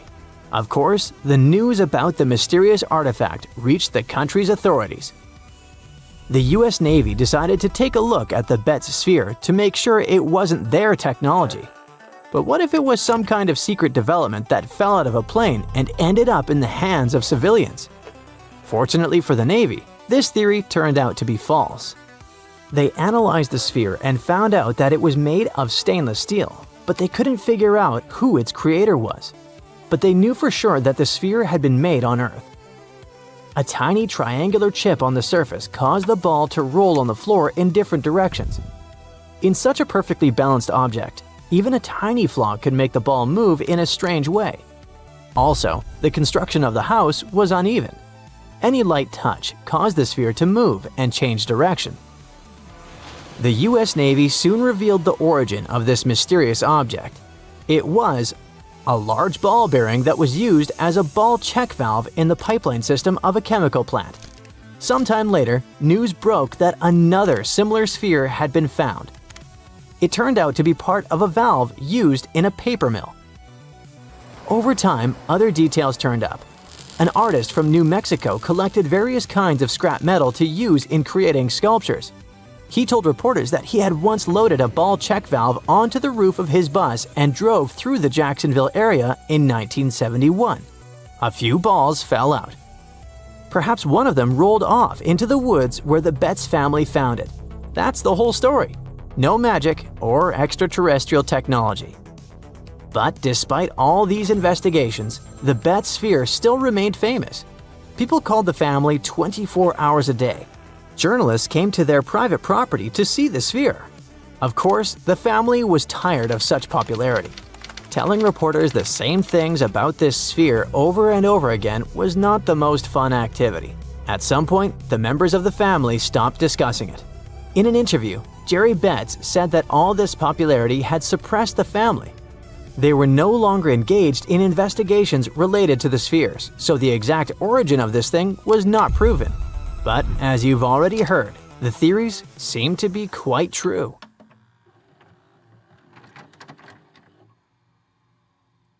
Clouds of blazing ash obscure the sun. The ground is shaking. People are running in different directions. A volcanic eruption has begun. And it started suddenly. a small sunny coastal town is facing one of the most devastating natural disasters. The ash will settle, lava will spill out of the volcano's mouth, and within a few hours, the ancient city of Pompeii will be in... Wait a minute! People get into cars and drive away. This is not Pompeii. This is a modern town. Huh?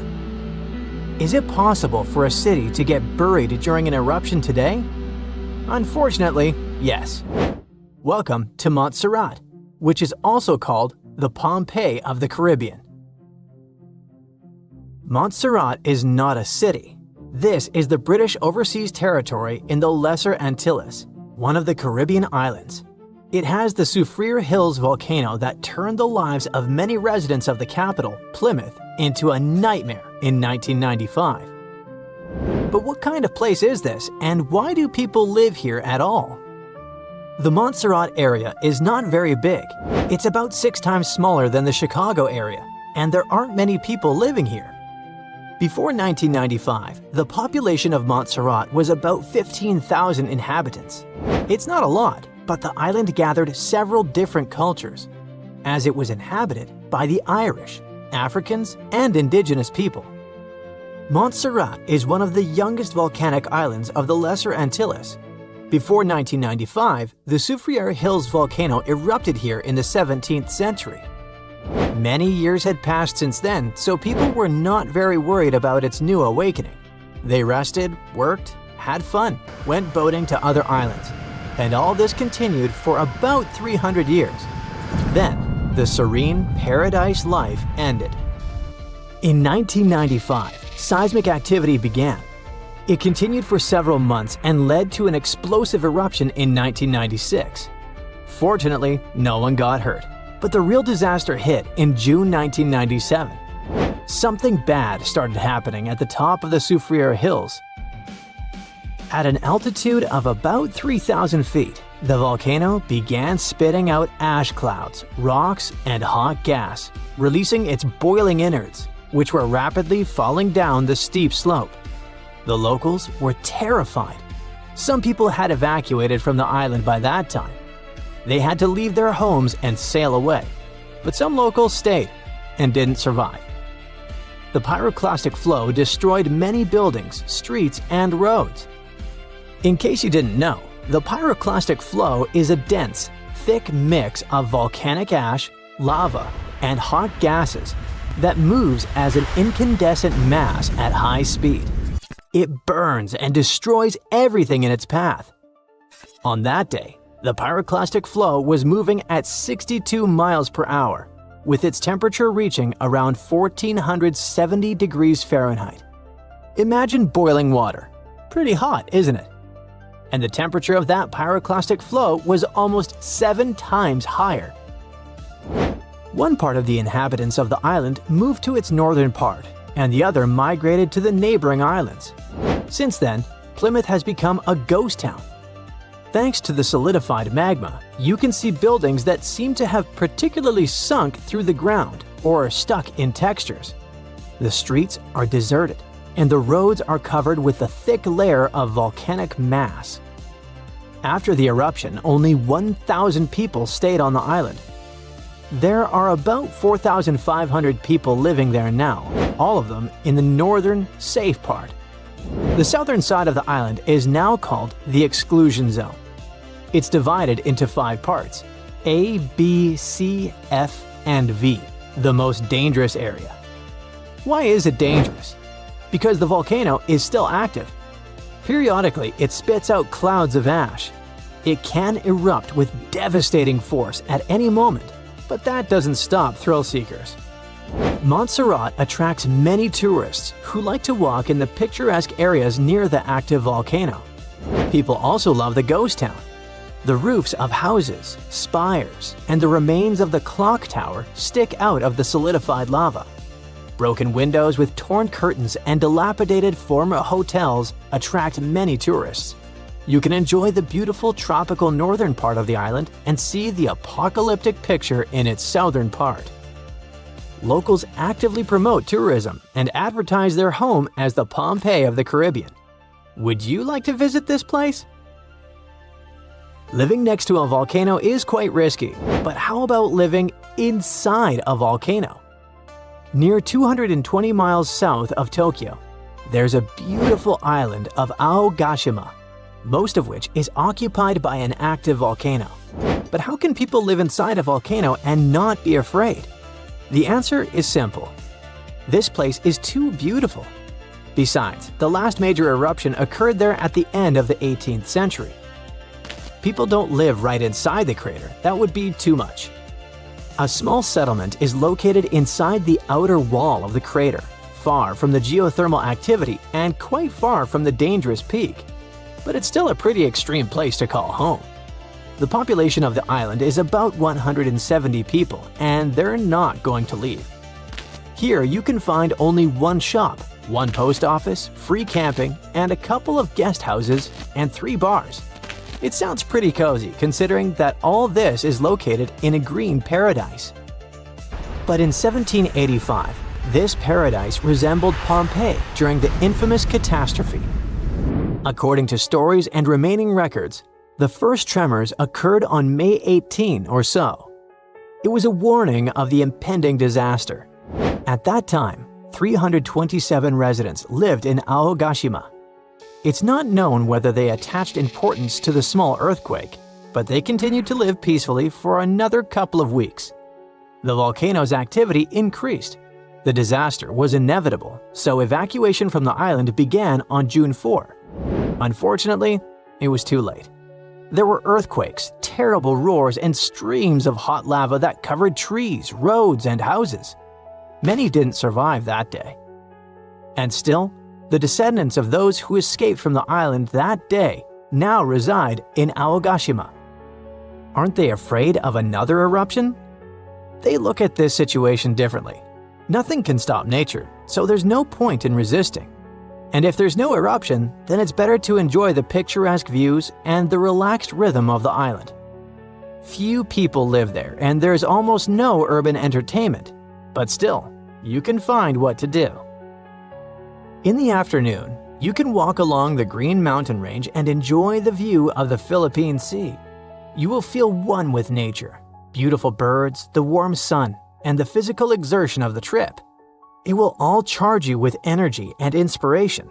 You can also go fishing, camping, or chat with the locals. At night, you can look at the stars. The night sky is perfect in Aogashima. Away from city lights, there's a low level of light pollution. A detailed star map can help you study celestial bodies without a telescope. Since the place is essentially an active volcano, you can find many geothermal springs there. One of the coolest and most popular places to visit is Aogashima Furiai. It's a sauna that uses volcanic energy to maintain high temperatures in the steam rooms. And outside the rooms, you can also find hot air vents for cooking. How about an omelet fried in volcanic heat? Sounds appealing. Of course, it's quite difficult to get to this place since Aogashima is a very remote island. You first need to get to the nearest larger island, Hachichojima. There are regular flights to it directly from Tokyo. You can also choose a more romantic trip and take an overnight ferry. It's only 2.5 hours by boat between Hachichojima and Aogashima. But if you've spent enough money, you can pay for a helicopter trip and spend a mere 20 minutes to get there. It wouldn't be surprising if you wanted to stay on the island forever after visiting it for the first time. A measured life in nature or the bustle of the concrete jungle? Which one would you choose? But don't forget that at any moment you can feel the ground tremble. But let's hope there won't be any eruptions soon. Okay, what if I tell you that the extraterrestrials we all imagine as little green men may actually look like very normal Earthlings and chill in Europe? This is the Iberian Peninsula, and people living there are under suspicion. Ooh. Here's the reason. Somehow, parts of the most important artifacts that the Iberian civilization called Treasure of Volcano are made of metal that simply can't be found on Earth, because it's metal from a meteorite. Now let's tackle this step by step. This is the artifact itself, and it's composed of 59 different objects. Bowls, bottles, and bracelets. Is there a pattern there with all those bees? In total, the find weighs around 20 pounds, of which 18 pounds are 23.5 karat gold. Now, if you're not a metal specialist, I'll clarify it for you right away. For comparison, 23 karat gold is 95.8% pure gold, so 23.5 karat is even purer. The remaining percentage goes to other metals to help add strength and durability to the precious alloy. There was also silver, iron, and amber in that set. The artifact could have been pretty straightforward, but for these two, let's call them imposters. Look at this wrought iron bracelet and this hollow hemisphere. Can you see that? Those rusty lines on the hemisphere and the overall weird color of the bracelet do stand out, since everything else is made of purest gold. This all started back in 1963, when a researcher noticed a dark leaden metal among the shiny bowls and bottles. The metal was shiny in some areas and covered with a ferrous-looking oxide that was mostly cracked. Now, just so you understand, gold does not usually act this way. Gold is one of the least reactive of all metals, so it won't even tarnish, let alone rust. To figure out where this suspicious iron came from, researchers turned to mass spectrometry, which checks out the mass-to-charge ratio of molecules. Their findings showed that the nickel in the iron is similar to that found in meteoritic iron. Simply put, the bracelet and the hemisphere are of extraterrestrial origin. Ooh. Now, the exact age of the trove is hard to determine, yet it's crucial. We need to know the exact age to see if it coincides with the start of the Iron Age in the Iberian Peninsula. If it does, then no further questions here. But if it doesn't, well, it's, at the very least, weird, if not suspicious. So there's this three-age system. It comprises the Stone Age, then the Bronze Age, and then the Iron Age. The Stone Age is of no importance here, so let's compare the Bronze and the Iron Ages. The Bronze Age began when it was realized that combining copper and tin produced a material that was more durable than either metal alone. This era was all about major upgrades in tools and weapons, but two standout inventions were writing systems and the wheel. Then came the Iron Age. This time was all about slowly bringing iron into everyday life. Iron was way easier to shape into cool designs than bronze. Now, this was a big deal because iron, especially transformed into steel, provided significant improvements in all aspects of life. Tools became lighter, cheaper, and stronger compared to their bronze equivalents. You get it? Good. So, researchers have long debated whether the treasure dates back to the post-Argaric era or the latter part of the Bronze Age. The most recent study claims that those artifacts were created in 1400 to 1200 BCE, and something really doesn't add up. First off, the Iron Age began around 500 years after these artifacts were crafted. Plus, ancient craftsmen couldn't know back then how to work with metals that landed on Earth approximately 1 million years ago. And while the dates are really hard to explain, there is a logical explanation for the craftsmanship. The theory here is that those metal workers simply had access to the fallen meteorite, and thus, they could study it well and discover its properties before using it for decorative purposes. They could have figured it out through trial and error, and once they knew exactly how to work with this extraterrestrial metal, they proceeded to adorn the artifacts with it. Plus, there were the Phoenicians, who contributed to their craftsmanship. Now, it's true that the Iberian people have been processing metal and making pottery long before the Phoenicians settled on the peninsula. But the arrival of new metalworking techniques and the introduction of the potter's wheel enabled them to produce better quality goods much faster than before. So, we figured out the extraterrestrial origins of the Iberian artifacts. But guess what?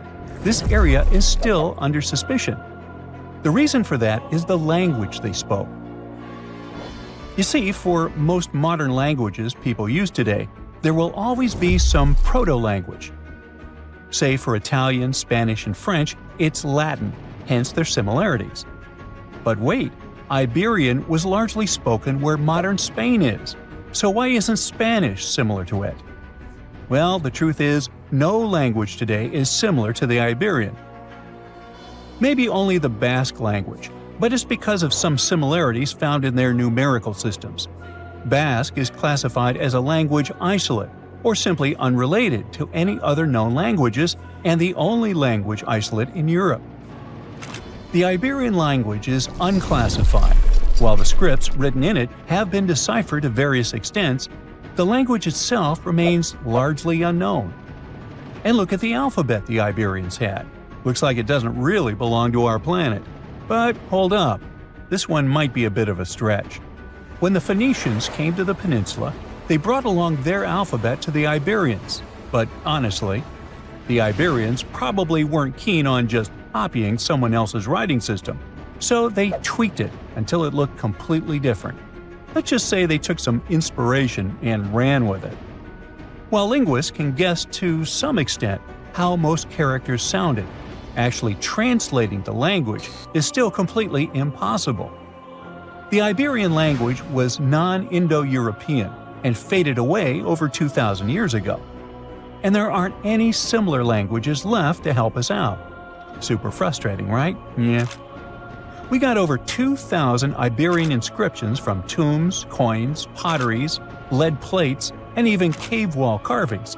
But aside from a handful of words, we're totally in the dark about what they mean. Now, if we could understand their language, we might have learned that they were great thinkers and all, but we can only contemplate the works of art they left. Iberian culture has a lot of amazing stuff made by talented artisans. We're talking about not just metalwork and ceramics, but also detailed sculptures, textiles, jewelry, and other personal bling. But here's the catch. Making all those luxury items depended a lot on a big farming class. At the heart of Iberian society, most folks were involved in farming and taking care of livestock. Depending on where you were, the types of farming varied. For example, up in the north, they were all about growing grains, while down in Valencia, they focused on producing olive oil and other agricultural aspects. In the west, raising animals was the name of the game. Still, we don't have much information about the day-to-day lives of the many people doing this essential work. Yet, on the flip side, we know a lot about the upper class of Iberian society, who control these agricultural resources and hire the artisans. By the 7th century BCE, we start to see a group of Iberian princes who were living the good life, trading with the Phoenicians and enjoying fancy luxury items. You can spot this elite class in their burial practices. Cremation was the go-to method for funerals among the Iberians, and wealthy individuals were often found in cemeteries with all sorts of lavish goods and funerary sculptures that give us a peek into the fashion and hairstyles of the rich. Interestingly, starting in the 6th century BCE, there was a noticeable drop in the number of recognizable burials, which suggests that these elaborate funeral customs became more exclusive to a small elite. Meanwhile, the fate of the majority, farmers, artisans, soldiers, and laborers, who made up a big chunk of the population, remains a bit of a mystery. It used to be a pretty advanced civilization, but it vanished without a trace. Researchers think it could have been due to some massive earthquake, but so far, we don't know for sure. Dinosaurs, big ancient bugs, creepy spiders, and scary insects are all cute animals compared to the monsters that lived on Earth about 500 million years ago. For example, here's a creature that swam in the water like a stingray and had 3 eyes. Its mouth was like a pencil sharpener. 2 long claws with forked tips like pinchers protruded from its head, and its gills were somewhere in the back. This is not a thing from a sci-fi movie. This is Mosasaur. Its remains are preserved in excellent condition. Let's look at it more closely and study other similar monsters. The Cambrian Explosion. Remember this name. This period is also called the Biological Big Bang, the time when a huge number of different living creatures began to appear in the ocean, large, small, and tiny. The ancestors of almost all modern animal groups were most likely born during the Cambrian Explosion, which lasted from 541 to 485 million years ago. It was a time when the first truly effective and terrifying predators appeared on Earth. One of them was Mosasaur. It's only the size of an index finger, but you would never want to meet such a creature while swimming in the sea. It's scary to imagine what it could do with its pencil sharpener-shaped mouth. And you probably wouldn't be able to hide from it because, come on, it had 2 eyes on the sides and 1 big eye on its forehead. Mosasaur belonged to a group of arthropods. Scientists called it a sea moth since it reminded them of a moth. This thing used a flap-like apparatus similar to wings to float in the water like a stingray. This monster was quite creepy, but its appearance may seem familiar because it's a distant relative of modern spiders, crabs, centipedes, and moths. Scientists found several 506 million-year-old Mosasaur fossils, but unlike many other similar finds, these ones have been preserved in excellent condition. The found fossils showed sharp claws, a toothy jaw, and large gills in the tail section. Some parts of the fossil were so clear that they revealed the details of the creature's internal anatomy, including parts of its nervous and circulatory systems and digestive tract. It had jointed limbs like those of modern insects and crustaceans. When this monster swam in the sea, it probably grabbed its prey with long spiked claws sticking out of its head. Many Mosasaur relatives have claws covered with multiple spikes, which help them grab food. But that ancient creature had smooth claws forked at the tips. That is, it grabbed the prey with those tongs, using them like chopsticks, and then brought it to its mouth. Of course, this is an assumption, and nobody saw how this creature actually did it. Unlike many other similar animals, Mosasaur's posterior segmented body was studded with gills. Scientists don't know why this was necessary, but they assume that such an unusual breathing system helped to adapt to an environment with low oxygen content. Perhaps Mosasaur led a very active reproductive lifestyle that required high oxygen consumption. Creepy, dangerous, and reproducing fast. An excellent set of qualities for one of the most dangerous predators of antiquity. But what did Mosasaur eat? It probably caught different types of worms and small arthropods. It's nice to think that this monster lived so long ago and was so small. But what if this creature was the size of a shark and was swimming in the ocean these days?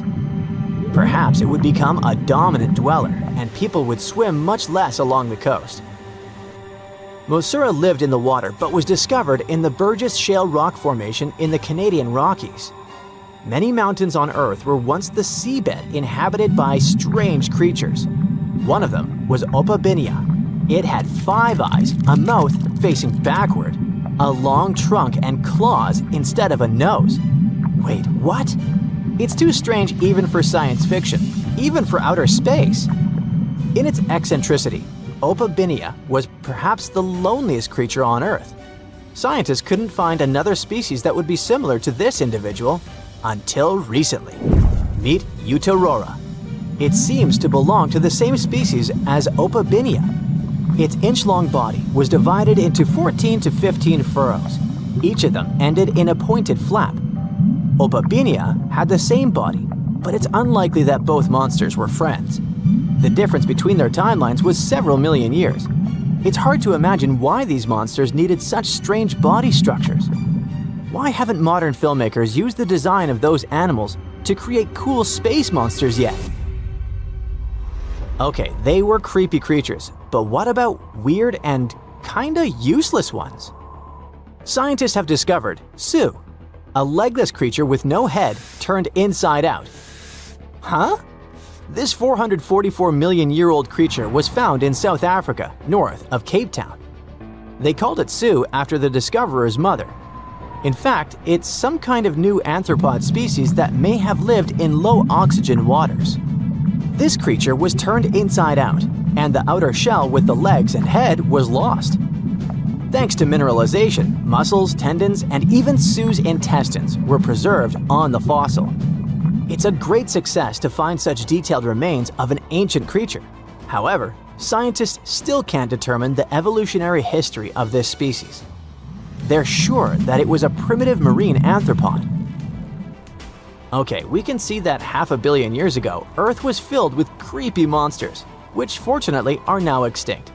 But what about trees? Were they the same as we see now? Or was there something else? Something creepy? Oh yeah. Scientists have discovered a new kind of living organism similar to a tree or a mushroom. It was gigantic and had a very minimalistic design. Meet the Prototaxites. It's basically just a big stick with a round end poking out of the ground. It was smooth, didn't have the usual tree bark, and looked more like a mushroom without a cap. But scientists have recently found out that it wasn't a mushroom at all. Prototaxites probably belonged to a previously unknown branch of life. Prototaxites is considered to be the first giant organism in the history of the planet that lived on land. It existed about 420 to 375 million years ago during the Devonian period. It was the time when plants began to spread across dry land, forming large forests. Over time, they began to grow leaves and form roots in the ground. Then, the first seed plants appeared. The real colonization of land began. The first arthropods, such as centipedes, arachnids, and other unpleasant creatures, began to walk among those forests. Meanwhile, the water was filled with a huge biodiversity. There was a giant supercontinent on the planet, and smaller parts began to break off it. During this period, Prototaxites towered over the land. Some of these things reached 26 feet high and 3 feet wide. It's like a 3-story house and as thick as a palm tree. But what was it? A plant? A mushroom? Algae, perhaps? Scientists discovered them in the middle of the 19th century, but only in 2007 did they conduct chemical analysis. Research showed that it was most likely a giant mushroom, but in 2025, scientists refuted this conclusion. It turns out this may have been an unknown life form that existed separately from the kingdom of fungi, animals, plants, and protists. Scientists noticed that the inner part of Prototaxites consisted of a number of tubes. There are similar tubes inside mushrooms, but the tubes of that ancient living thing branched and joined differently. They even had a different chemical composition. The main building block of mushrooms is chitin. But the Prototaxites contained chemicals similar to lignin, a substance found in the bark of trees and other plants. And its anatomy differs from the structure of any other organism known to us. What were they doing on Earth? Just chilled and enjoyed the bloom of life? Did they produce some kind of fruit, like a banana with eyes and claws? Scientists don't know. What if it was something that was brought to Earth from outer space? What if they were flowers planted by another civilization? What do you think? So, check out this creature. What do you think this thing is? Is it a plant, an animal, or maybe even some kind of wild fungus? At first glance, this fossil could pass for any of those ancient life forms. And honestly, scientists have been scratching their heads over it for over 150 years. But now, it looks like we might finally be cracking the case on this unknown species discovery. A long time ago, during the Devonian period, plants were just starting to grow on land. The tallest trees were only a few feet high, and animals hadn't even evolved backbones yet. Back then, massive natural towers up to 26 feet tall and 3 feet wide, looking like branchless cylindrical tree trunks, were rising from the ground. Hey, what a contrast with trees back then. When scientists first discovered fossils of those towering organisms, they were totally confused, as these strange prehistoric creatures didn't look like anything they'd seen before. Some thought they were weird cone-bearing trees. Others guessed they might be underwater plants like giant seaweed or lichens, which are partnerships between fungi and algae. The mysterious objects received a name, Prototaxites.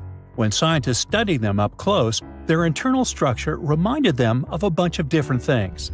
They couldn't believe a 20-foot-tall fungus or algae could be real, but that's what the fossils showed. Then most scientists decided that Prototaxites were giant fungi. But still, something didn't feel right about it.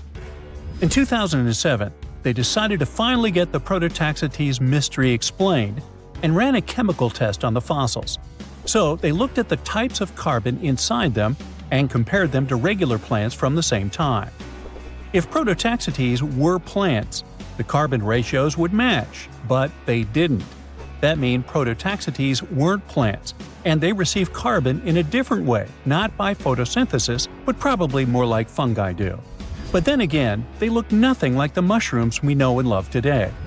Prototaxites were giant, likely the largest living things on land at their time. And even if these strange prehistoric creatures were some fungi of their sort, then it's weird they don't have any living relatives today that would resemble them.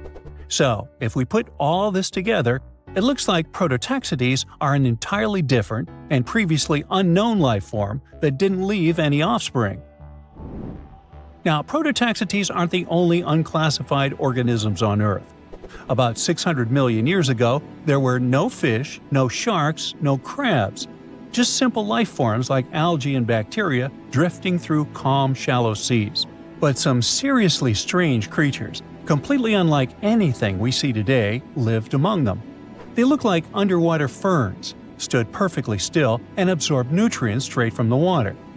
These bizarre life forms were rangeomorphs. They ruled the oceans that were thick with nutrients back then. So rangeomorphs didn't need mouths, eyes, or muscles to survive and just soaked up whatever they needed. Some of them were as small as a finger, and others grew as tall as 6.5 feet. But as Earth entered the Cambrian period, the oceans became much more competitive. Fast-swimming creatures with limbs, eyes, and jaws showed up and ate the same food faster, and maybe even ate the rangeomorphs themselves. The chemistry of the oceans also started to shift, and the nutrient-rich waters became more like today's oceans, where food floats around in particles that active animals scoop up. So the rangeomorphs vanished forever, but scientists still find their fossils all over the world, preserved in ancient rock. They had an incredible fractal design, a pattern that repeated itself at every level, from the smallest branches to the full body. Using fossil clues, researchers built 3D computer models of what rangeomorphs looked like. They found out that these strange prehistoric creatures filled their space in a nearly perfect way. They were like optimized living sponges. But scientists still can't agree on where exactly rangeomorphs fit on the tree of life. At first, they argued over whether they were plants, animals, fungi, or something completely different.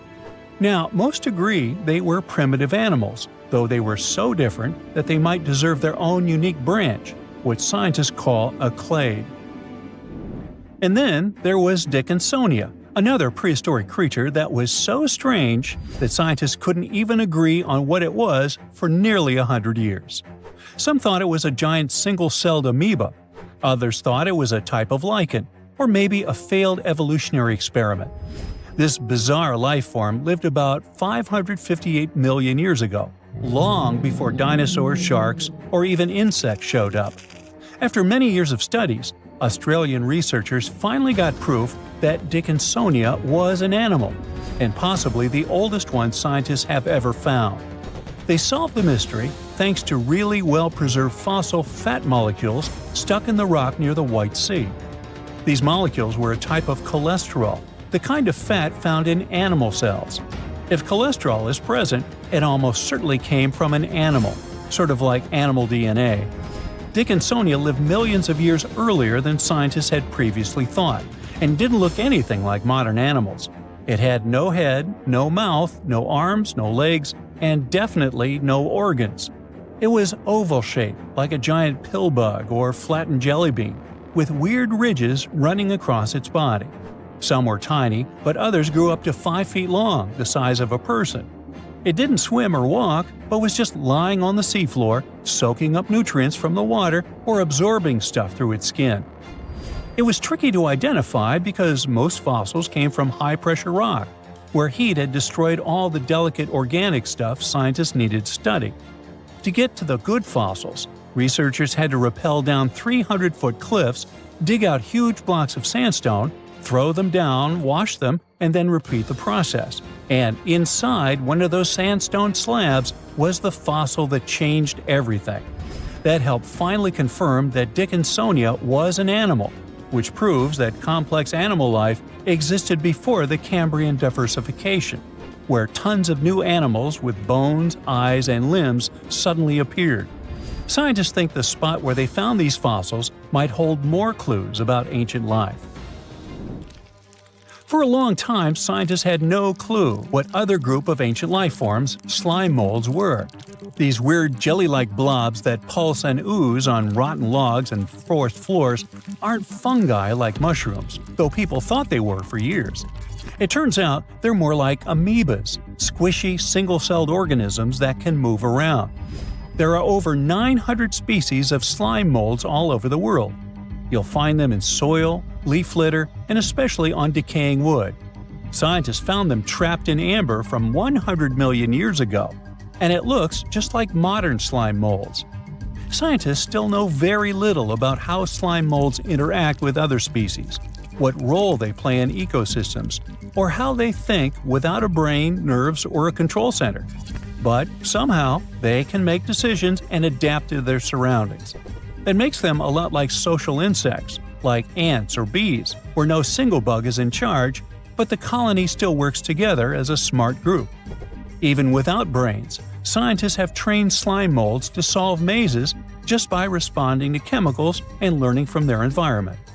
One way these organisms learn is through a process called habituation.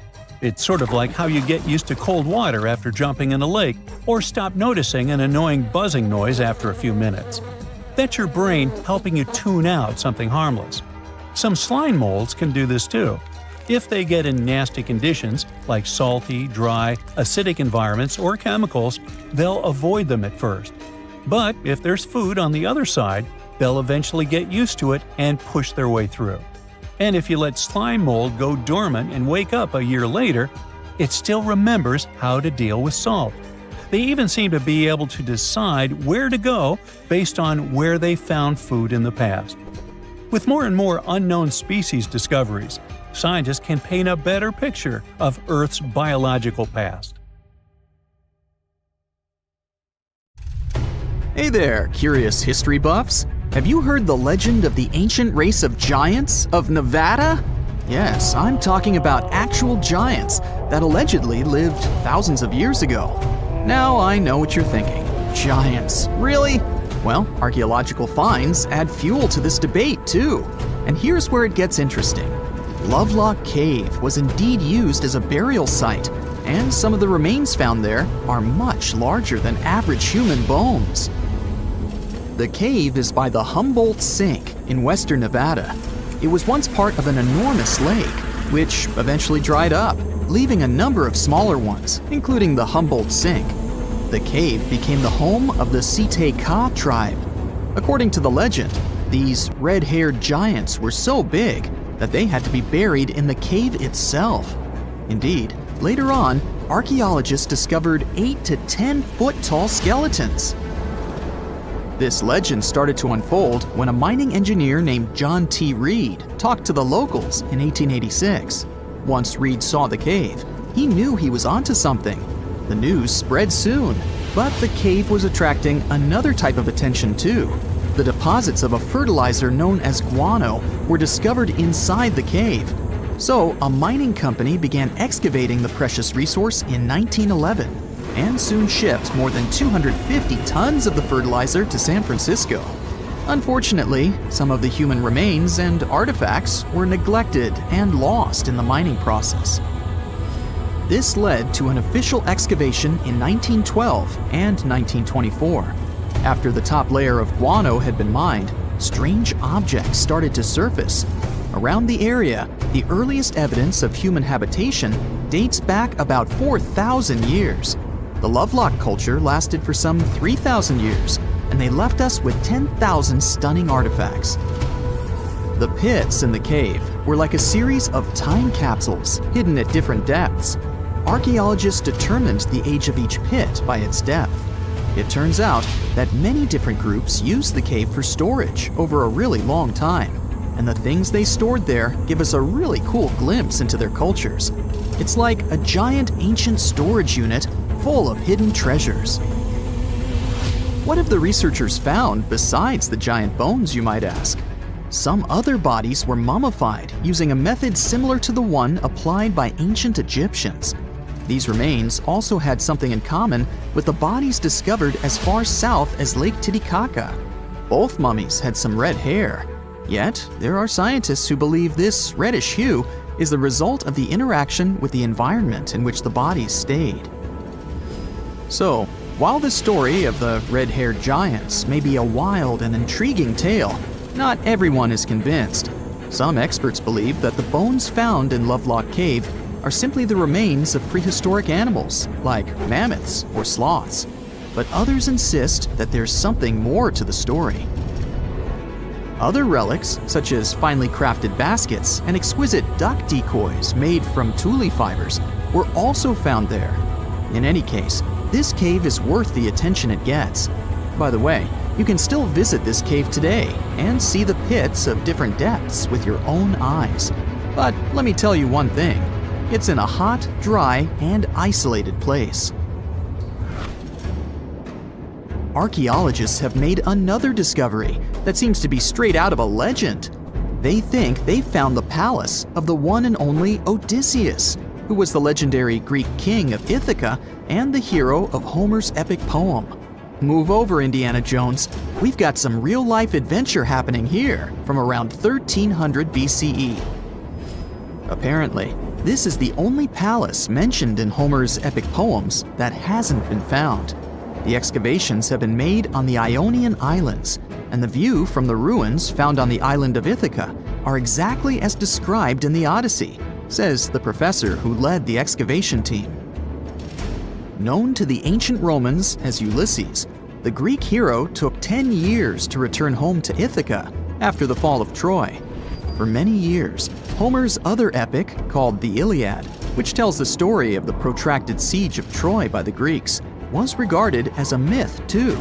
But then, in the 1870s, Troy was rediscovered in modern-day Turkey's Çanakkale city. So, if they found Troy, who's to say they couldn't find Odysseus's home? The researchers were following Homer's words as a roadmap. The excavation site has a building complex with 2 levels. It has important finds, such as storerooms and workshops, a complicated drainage system, and fragments of pottery. It also has a well from the 8th century BCE, which is around the time when Odysseus is believed to have been the king. Yet, not everyone is convinced that the team has actually discovered the home of Odysseus. A British researcher named Robert Biddlestone insists that Homer's description of ancient Ithaca isn't very similar to the island that now has its name, and that Odysseus's kingdom was actually on the Isle of Cephalonia. However, Italian archaeologist Adriano La Regina might have a more realistic approach to this debate. He says that whether this find has a connection to Ulysses or not, what's more important is the discovery of this royal palace. Once upon a time, in a land far away, the Klamath Indians spread a legend about the creation of Crater Lake. Okay, maybe this land is not that far away, and it still exists. You can find it in south central Oregon, in the western United States. Anyway, the legend has it that this lake was formed in a vicious battle between 2 volcanoes, Mount Mazama and Mount Shasta. Then the spirits of Earth and the Sky, which are Lao, who ruled the below world, and Skell, the chief of the above world, joined the fight. It turned into a geological drama. During the battle, darkness veiled the land. The fight was over when Mount Mazama collapsed and sent Lao back into the underworld. Then the rain filled the pit and created a lake in the place where the mountain had once stood. Flash forward to our time. Scientists have discovered that Mount Mazama did erupt 7,700 years ago. Artifacts found in the area prove that the legend indeed contains some details about the explosion. The tale says that red-hot rocks were flying through the sky. This happened during the volcanic eruption that caused the mountain to collapse. This created the volcanic caldera, which later on got filled with water. What makes this legend came true story unusual is how long it has existed. According to researchers, these types of verbal stories lose their credibility within 600 to 700 years. That's why the legend about the creation of Crater Lake is so unique. So many generations, for hundreds of years, have been accurately passing down the information. This volcanic crater lake is now in a national park. It's famous for its deep blue color. The water in it is extremely clear. If you visit it today, the water you'll see won't be the same as for someone who will visit the place 250 years later. Because there are no rivers flowing into or out of the lake, the existing water evaporates and the lake gets filled again by rain and snowfall. Basically, every 250 years, the water is replaced. Plus, this lake is almost 2,000 feet deep, which makes it the deepest lake in the United States. Swimming is okay in the lake, but there's only one legal and safe trail to get to the shore. There are other activities, such as fishing and boat tours. Shared human experiences, such as birth, marriage, and aging, may explain why certain tales are shared globally. Similar struggles and obstacles faced by humans around the world generate similar themes in traditional stories about love, parenting, and mortality. So, do you have legends or tales you've heard of from your grandparents? Who knows? Maybe your ancestors too witnessed a cool historical event.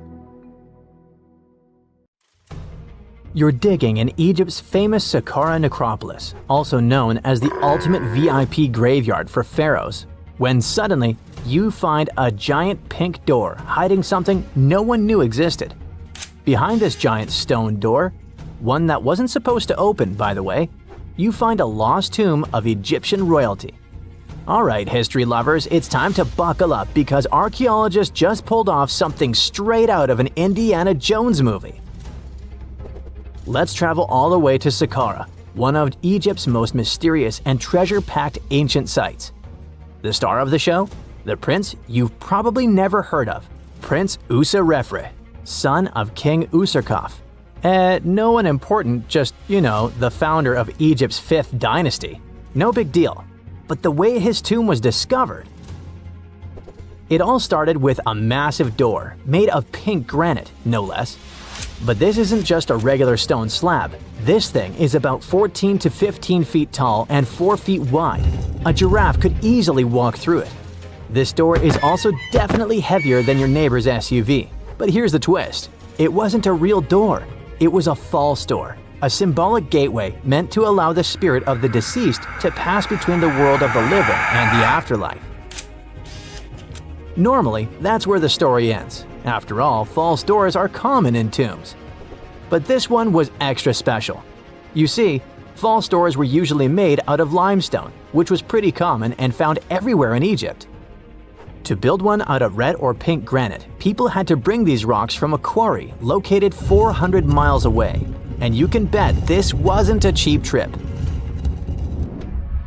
According to Egyptologists, this is the first time a false door of this size and material has ever been found in Egypt, making it a totally unique piece of architecture. Aside from being super expensive, this one had a surprise behind it too. When the team of researchers investigated further, they realized that this false door actually hid a real entrance. And what did it lead to? A hidden tomb, packed with statues, relics, and secrets from over 4,000 years ago. The tomb belongs to Prince Userref, but you can call him Userref or Wasser-Efra too. Despite being totally erased from history, this fella was no minor noble. The hieroglyphs on the pink granite door listed him as the hereditary prince, governor of Buto and Nekeb, royal scribe, minister, judge, and priest of chance. Phew! He was like the ancient Egyptian version of Daenerys Targaryen. These inscriptions not only identify his political and religious roles, but also suggest he held significant power in Lower and Upper Egypt, bridging both regions through his titles. One title in particular, the Priest of Sakara, links him to the deity of the necropolis, the one with the falcon head. This god was the patron of the living and god of the dead at the same time. So I guess the Forgotten Prince was sort of a big deal, considering that his tomb was placed in such a prestigious location within Sakara. What's even more mysterious is that Prince Userref doesn't appear in official king lists or royal family trees, which makes us wonder if he passed away before he could rule, or if his legacy was deliberately erased in one of ancient Egypt's classic political dramas. Some scholars now believe his erasure might be connected with shifting religious or political power struggles during the early 5th dynasty, especially as his father Userkaf was reshaping Egypt's religious order. And speaking of his father, King Userkaf was a total game changer.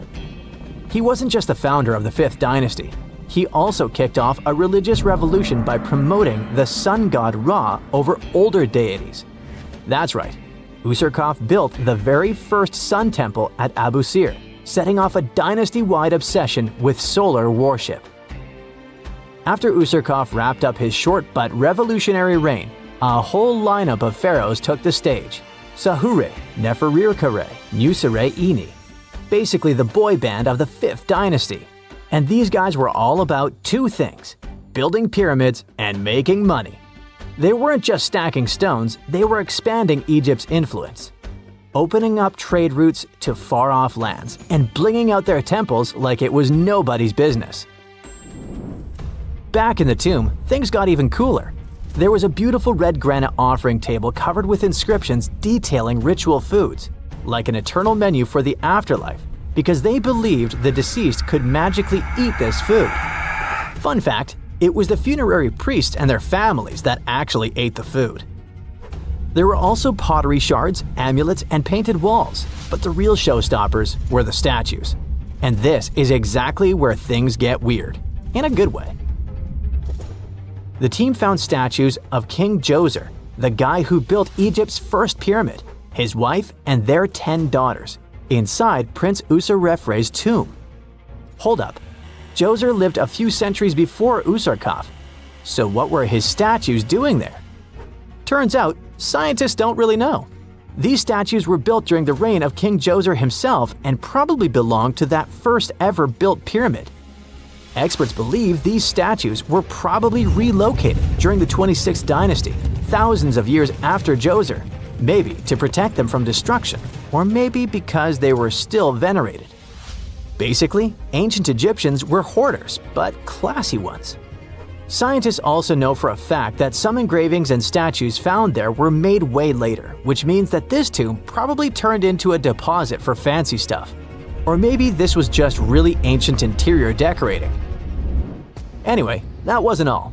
There was another pink granite entrance on the eastern side of the tomb, with inscriptions linking back to King Neferirkare, another 5th dynasty pharaoh who also tried to build his own pyramid, but failed. And near this second entrance, archaeologists found something never seen before in Sakara: a set of 13 pink granite statues, all sitting in a row on a high-backed bench, like they were waiting at the DMV of the afterlife. Some had elevated heads, probably representing the prince's wives, while others were missing their heads entirely. One black granite statue was found upside down. Maybe it had taken a tumble sometime during the tomb's long, quiet centuries underground. According to archaeologists, the positioning and head shapes suggest that these statues followed a strict social hierarchy, with the central figures likely representing higher status individuals, while the headless ones might indicate unfinished work or later vandalism. And speaking of black granite statues, another one was found standing proudly inside the tomb. Based on its design and inscriptions, it looks like it was placed there during the 26th dynasty, the same time those Djoser statues were probably moved in. This suggests the tomb didn't just sit abandoned. It was reused, adapted, and maybe even honored by later generations. And by the way, black granite was associated with Osiris, the god of the underworld, during the late period, which means that this statue's presence is a clue that the tomb was a ritual space long after the prince's death. All of this, giant granite doors, surprise statues, reused tombs, adds up to a truly thrilling find. Prince Userref may not be a household name yet, but his tomb is now one of the most fascinating ever found in Sakara. It tells a story not just of the Old Kingdom, but of how ancient Egyptians kept connecting to their past, even thousands of years later. So, what does it all mean? Why hide a tomb behind a fake door? Why pack it with statues from different eras? And who exactly was Prince Userref? These are the kinds of mysteries that keep archaeologists digging and keep the rest of us fascinated. In the end, this discovery isn't just about one tomb, it's about how much is still waiting beneath the sands of Egypt. As more gets uncovered, we're reminded again and again that ancient history isn't gone. It's just sleeping behind massive pink granite doors.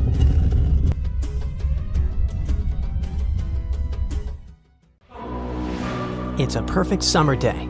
You're relaxing on the beach, dipping your toes into the cool water, when suddenly, BAM! A 56-foot aquatic nightmare rockets from the waves. It's the size of 2 London double-decker buses, sporting about 60 razor-sharp teeth, including bonus chompers on the roof of its mouth, because why not?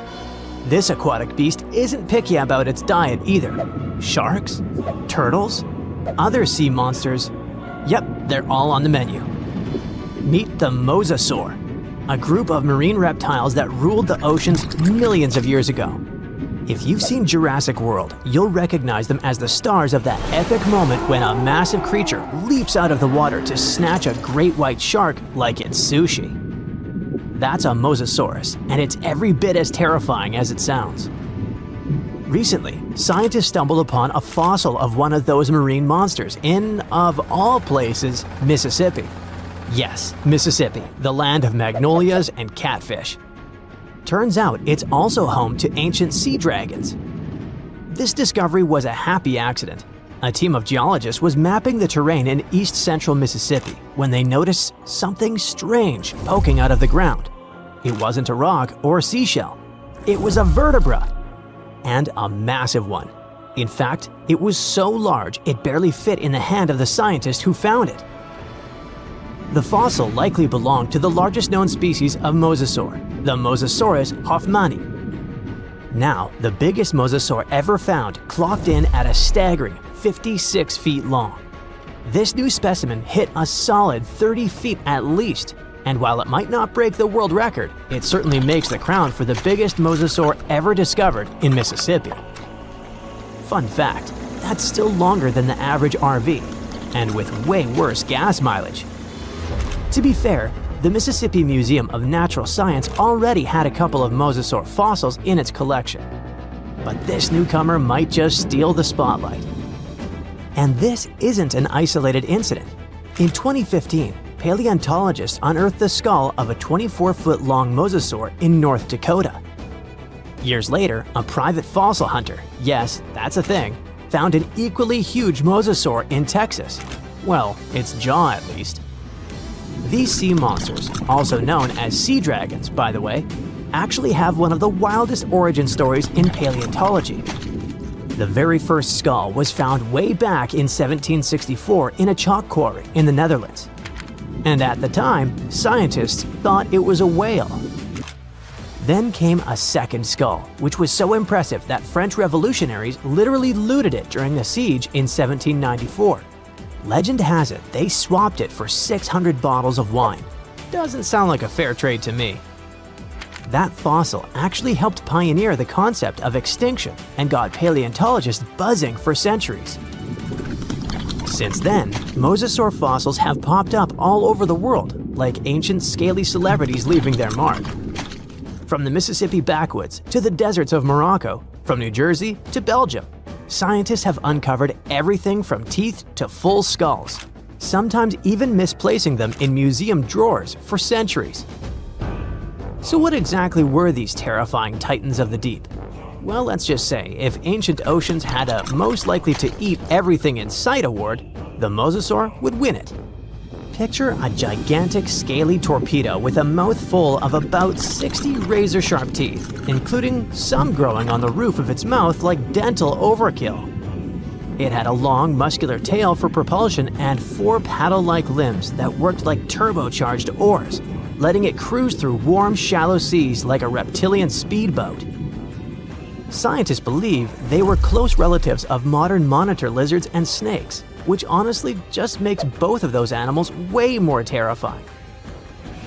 Some mosasaurs even might have had adaptations for sensing vibrations in the water, allowing them to detect movement from a distance, similar to how sharks use electroreception today.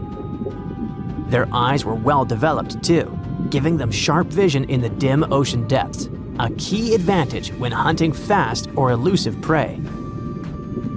But what really makes mosasaurs the stuff of prehistoric nightmares is their attitude. They were apex predators, and they knew it. Those sea monsters weren't picky eaters. Fish, turtles, birds, sharks, other mosasaurs. Basically anything that moved was dinner. Fossilized mosasaur stomach contents prove they practiced family dinner in the most metal way possible. If they were around today, your beach day would be a lot more exciting, and probably shorter. These guys were so intense, they dominated the whole world. It's safe to say, mosasaurs were the undisputed rulers of the late Cretaceous oceans. And like today's orcas or great white sharks, they probably used ambush tactics, sneaking up on prey from below before striking with explosive force. Bite marks found on the fossilized bones of turtles and even other mosasaurs suggest intense underwater battles worthy of a blockbuster movie. But how did one end up in Mississippi of all places? Well, rewind the clock about 80 million years and you'll find part of North America underwater.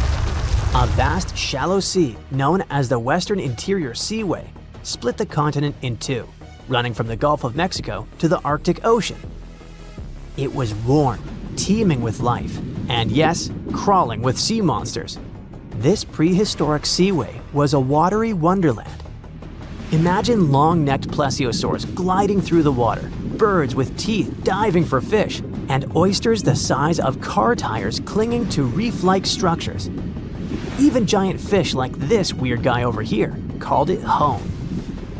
This ancient inland sea stretched over 600 miles wide in some places, but it was no more than a few hundred feet deep, making it ideal territory for predators like mesosaurs to thrive. The shallow depth also meant that their prey had few places to hide, turning the seaway into a prehistoric buffet. But the Western Interior Seaway wasn't a permanent fixture. As the Rocky Mountains rose, the seaway slowly disappeared.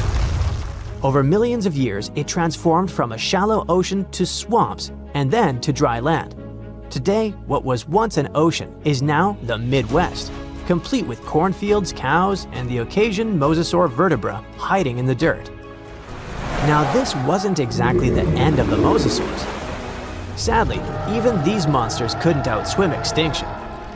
Those massive sea beasts met their watery grave around 66 million years ago, when Earth got an unwelcome visitor, a 10-mile-wide asteroid. When that space rock slammed into what is now Mexico's Yucatan Peninsula, it unleashed destruction on a planetary scale. The impact triggered massive tsunamis, set forests ablaze, and shot so much debris into the atmosphere that sunlight was blocked out for months, maybe even years. This impact winter plunged Earth into a deep freeze. With sunlight gone, plants couldn't photosynthesize, and the food chain collapsed like a house of cards. On land, plant eaters starved, and predators like T-Rex soon followed. About 75% of all species on Earth disappeared. But don't think the oceans were a safe retreat. The seas were hit just as hard, if not worse.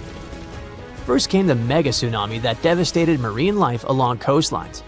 Then, the real villain arrived.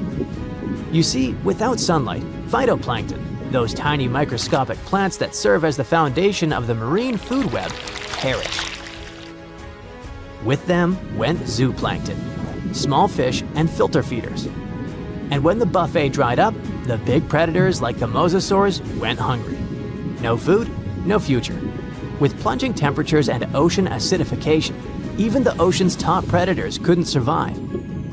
Mosasaurs, along with plesiosaurs and ammonites, were wiped out in the blink of a geological eye. So ended the reign of sea monsters. The good news is that you can now swim at peace knowing that no sea dragon will ever come at you. I mean, it's a bummer that they went extinct, but let's be honest. Beach days are way more relaxing without 56-foot lizards crashing the party. We've all been afraid of the dark at some point in our lives, haven't we? I mean, do you remember getting tucked into bed by your mom or dad after they read you some scary fairy tale with monsters and dragons or even dinosaurs? But just as your parents were about to turn the lights off and silently step out of your room, you remembered. What if there was something hiding under your bed? Or worse, what if some spooky creature was stuck somewhere in the closet? You could probably get up and check, but it was too dark out there. Wouldn't it be great to have some source of light that would come from within your body? You could always use it whenever you get surrounded by darkness. Unfortunately, as humans, we aren't able to do that. But there are a bunch of creatures out there that can, in fact, light themselves up. That's thanks to a little something scientists call bioluminescence. Animals and fish living in the ocean tend to have this talent more often than others. And you can find these creatures anywhere, close to the surface or deep down at the bottom. 2.5 miles deep if you have a knack for numbers. These creatures use their light for a lot of things, like communicating with other members of their species, luring in prey, and even scaring away enemies. Bioluminescence is basically an organism's ability to emit its own light. Chemistry has a lot to do with it. Such animals use two chemicals, one called luciferin and the other called luciferase. Add a bit of oxygen and bam! Light! Should you ever wonder if you actually observe bioluminescence or if someone just dropped a glow stick in the ocean, be on the lookout for neon blue, green, or even red sparkles in the sea. They're usually spread over a large area. This can even make the water look like glitter or a starry sky. You can thank squid, tiny crustaceans, and algae for this romantic atmosphere. Now, I've got another unusual phenomenon for you. How about a golden waterfall? I'm not kidding, it actually exists, and it's a natural phenomenon. To see it, you have to drive to Yosemite National Park to the Horsetail Fall. Make sure to plan your trip in winter or early spring. That's the only time during the year when you can see this awesome phenomenon. It doesn't need any scientific explanation. It's nothing more than sunlight at dusk hitting the waterfall in such a unique way that it makes it look like a river of lava. Or gold, your choice. That's the reason why during this time of year, the Horsetail Fall is also named the Fire Fall. Unfortunately, this phenomenon is becoming less and less visible within the years, mostly because of drought and other issues connecting with the melting of snow. So, should you ever decide to visit, keep an eye on the waterfall since the effect is very brief. Ever heard of a dirty thunderstorm? It's also called volcanic lightning. Apparently, specialists looking into the phenomenon have yet to fully grasp what it is. When a regular thunderstorm happens, particles with positive and negative charges collide, hence the giant spark we call lightning. It also makes a lot of noise, which you can recognize as thunder. But when a volcano is erupting, some of the volcanic ash particles get electrically charged, and while getting projected into the air with a huge force, they collide and cause electrical discharges. This whole process makes it look like there's lightning coming from the volcano itself.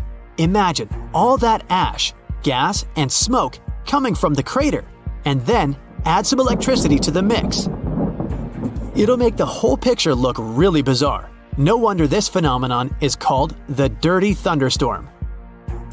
Now, how about clouds that look like waves?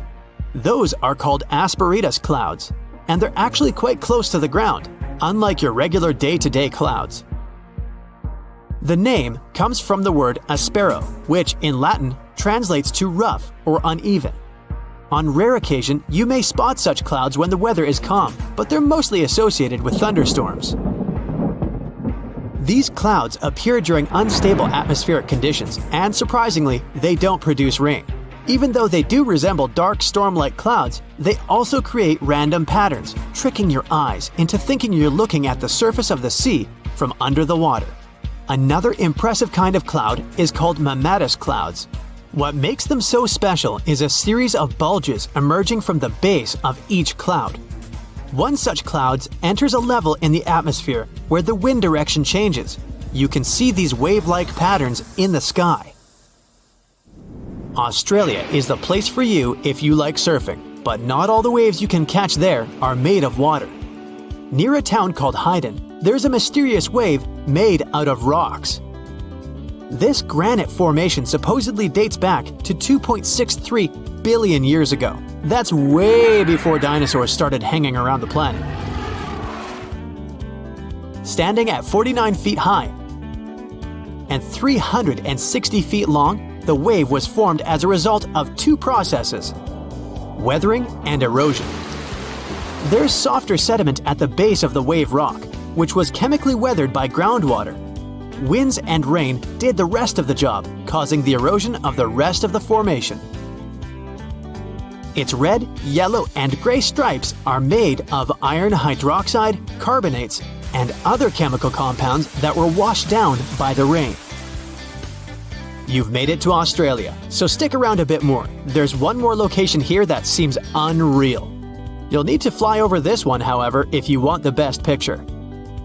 In the western part of the country, surrounded by green woodlands, there's a series of lakes. They're all a staggering shade of bright pink. Out of them all, the most famous is Lake Hillier, a 2,000-foot-long reservoir. It's surrounded by both sand and a forest of eucalyptus trees. This makes the cartoon-like hue of the lake stand out even more. One of the many theories explaining the color of these mysterious lakes is connected with algae. These algae appear to gather high levels of a substance called beta-carotene, which has a red-orange pigment in it. Another explanation involves haloarchaea. Those are microorganisms that sometimes look red. Even if you don't enjoy flying, the lakes are great for taking a swim. They're not toxic, even though they have loads of salt in them. This means you'll be able to stay afloat easily, and the water won't damage your swimsuit. During winter up north in Canada, a bizarre phenomenon happens at Lake Abraham in Alberta. Underneath the frozen surface, you can spot some weird objects that look like frozen jellyfish. It's definitely not the case, as these creepy formations are just frozen methane bubbles. Those are pockets of gas that were trapped underwater and got stuck there after the lake had frozen. They appear when leaves and grass fall into the water and bacteria digest them. This process transforms them into methane. This phenomenon is as beautiful and strange as it is dangerous. The pockets of methane can easily become highly flammable. When the temperatures rise during the spring, the ice melts and these bubbles start popping and fizzing. It's a spectacular sight to observe. Picture a lake filled with soda. Remember not to bring any source of fire. It can be very dangerous for visitors. You can check out these types of lakes all across Canada's Banff National Park. Nature often tends to make its own music. Just listen to the sound of crickets at night, or the soothing noise of a waterfall. But in Bucks County, Pennsylvania, there's a strange geological phenomenon which takes nature soundtracks to a completely different level. These are called the ringing rocks, and scientists still can't explain their unusual behavior. If you strike these rocks with a heavy object, like a hammer or another rock, the stones will make a ringing sound, as if they were hollow, but they're not. What makes the ringing rocks even more bizarre, apart from the mysterious sound they make, is that no animal wants to hang around there. Even though the rocks are surrounded by a thick forest, scientists haven't managed to trace any animal activity in the area yet. Even more striking is the fact that despite all the trees around the rocks, you won't find any leaves lying on the boulders. What makes these rocks so unappealing for both animals and vegetation is still up for debate. Now, we wouldn't call this island mystical unless there were tales of giants living here. The island of Gozo in Malta is the backdrop of an ancient legend. Malta is an island country located in the Mediterranean Sea, just south of Europe. It's a very strategically located archipelago. Throughout history, it was ruled by many different societies, such as the Phoenicians, Greeks, Romans, and Carthaginians. One cold night, thousands of years ago, a farmer noticed the sky turn orange, then red, when he heard a loud thump. Although the ground seemed to be moving, this wasn't an earthquake. When he looked toward the woods, he saw a giant silhouette, taller than the trees. As he fearfully approached, he realized it was a woman, a giant woman. She introduced herself as Sunsuna. Unlike the terrible giants of many tales, Sunsuna didn't want to exterminate the human race. She was loving and caring. She told the farmer that she and her people could help protect their land from invaders. The locals were pretty interested in this offer. Since Malta is located in an important commercial route, it was constantly being invaded. The story says that Sunsuna settled in Malta, and sooner rather than later, she was moving things around. And when I say things, I mean monoliths. Sunsuna carried huge stones on her shoulder to build a magnificent temple called Gigantia, which means place of giants. She even did this while holding her half-giant, half-human kid on the other shoulder.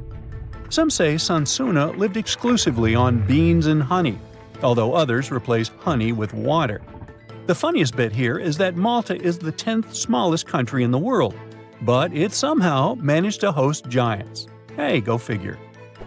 The temple looked like a giant game of Tetris, with some stones weighing as much as 20 elephants. Some of these monolithic rocks are so heavy, scholars guess it would take 50 men working together to lift just one stone. Now, as much as this is entertaining, humans never proved giants were real, so this story couldn't be true. There's a brief mention of a species of giants called the Nephilim in some ancient texts. The Nephilims would have been terrible giants that wreaked havoc on the earth and only survived until the Great Flood. But nobody ever found real proof of this species really existing on Earth, until this came along. The world of Maltese archaeology unearthed quite a few shocking things in the past years. One of them are known as the Hypogeum skulls. Hypogeum is the Greek word for underground, and this incredible site was discovered in the first decade of the 20th century. Back then, Malta's National Museum director received an important phone call. Someone had accidentally dug some impressive bones and asked him to come check it out. The Hypogeum looked like an underground city, filled with mazes and rooms that stretched along multiple floors. They were all made with similar limestones as the Maltese temples above ground. The Hypogeum was filled with important relics and artifacts. Scientists quickly understood that the Hypogeum was built as a type of final resting place for locals. So, along with skulls, they found a lot of bones and skeletons. One of these artifacts were skulls, but these weren't regular human skulls. Rather, they were of the elongated type. To make matters worse, these skulls were hidden from the public for years. People started to talk and created a bunch of theories behind it. The truth is that this discovery was a turning point for Maltese archaeology, although scientists didn't know what to do with it. Some wondered if these skulls were natural or manipulated, since they knew some cultures in the world used head binds to alter their skulls. Other scientists threw in the hypothesis of little gray people or even the legendary giants.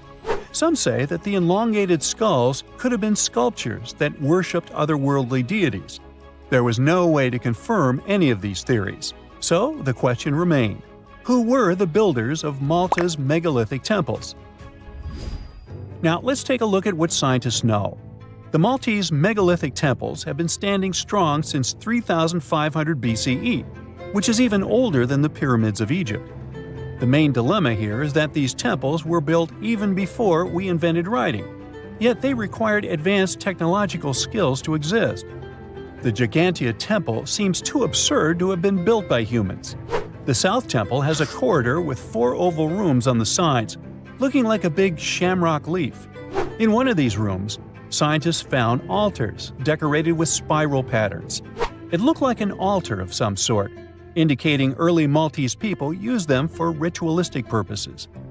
The North Temple is similar but smaller, with a very low entrance that makes people crouch down to get inside. You get it? You need to bow down to their deities in order to get into this sacred place. I mean, one can't help but wonder about the secret reasons these ancient builders had to build such a huge temple. I'm thinking they probably cast one of Daenerys' dragons to move the monoliths around. Yeah, I'm joking here. But hey, remember the entrance to King's Landing? Yup, the series used the Medina Gates in Malta as the exterior of King's Landing during Episode 3 of Season 1. Anyways, back to the giants. The ritualistic theory of the whole thing won a few points when archaeologists uncovered these mysterious figures. They're popularly known as fat ladies. These tiny statues have round bodies and faces that show how much they enjoyed life. They kind of look like a miniature Sunsana, the giantess we talked about. Scientists believe these were statues that celebrated well-being and prosperity. It does prove that the people of the time had advanced craftsmanship skills, and they were pretty intentional with their constructions and art manifestations. One of these statues is known as the Sleeping Lady. This Neolithic piece of art depicts the figure of a large woman lying on her side sleeping. After studying it deeper, scientists guessed this statue was meant to represent the Great Reaper. It was found in the hypogeum, which we now know was a huge resting place. This specific statue is different from all the other fat ladies, starting with the hair and the embroidered skirt. Then there's this statue. This is supposed to represent an 8-foot-tall woman and the rim of her skirt. She was discovered in the most unusual of ways. A farmer was trying to plow his field, but he kept hitting large blocks of stone. All the way back in 1915, the farmer called Malta's National Museum director and asked him to come check it out. Some think this is all the proof you need to confirm that Sunsana was real. Others aren't all that sure. But that's not all. The place where this giant statue was buried revealed one of Malta's most impressive archaeological sites, the Tarsian Temples. The temples were made from limestone blocks. Some are 20 feet tall and weigh around 20 tons. Zamet, the museum director, kept digging and discovered multiple sites made of megalithic stones. All of them supposedly built by Stone Age farmers, all stranded on a remote island in the Mediterranean Sea thousands of years ago. It just doesn't make sense. I mean, look at these temples in Manidra. This is probably the world's earliest calendar. On the equinoxes, the sun passes directly through the main doorway, straight down the central axis. On the solstices, there are two superb variations. During the summer solstice, the rays fall on the edge of the megalith to the left of the doorway, and during the winter, the rays fall to the right side of the doorway. It's astronomical precision at its finest. And what about the structures in the Hall Tarsian that we've already talked about? This complex is the oldest one in all of Malta. It was built with the purpose of doing animal offerings to deities. Scientists confirmed this by unearthing numerous animal bones buried in the soil. They also found a great collection of spirals, indicating that the locals also used this temple for ritualistic purposes. Overall, there are 7 megalithic temples in Malta, each more impressive than the other. Scholars keep on digging to see if they can uncover the truth, much like researchers do with the pyramids of Egypt, the lost Mayan cities in the Americas, and other sites. Dinosaurs, big ancient bugs, creepy spiders, and scary insects are all cute animals compared to the monsters that lived on Earth about 500 million years ago.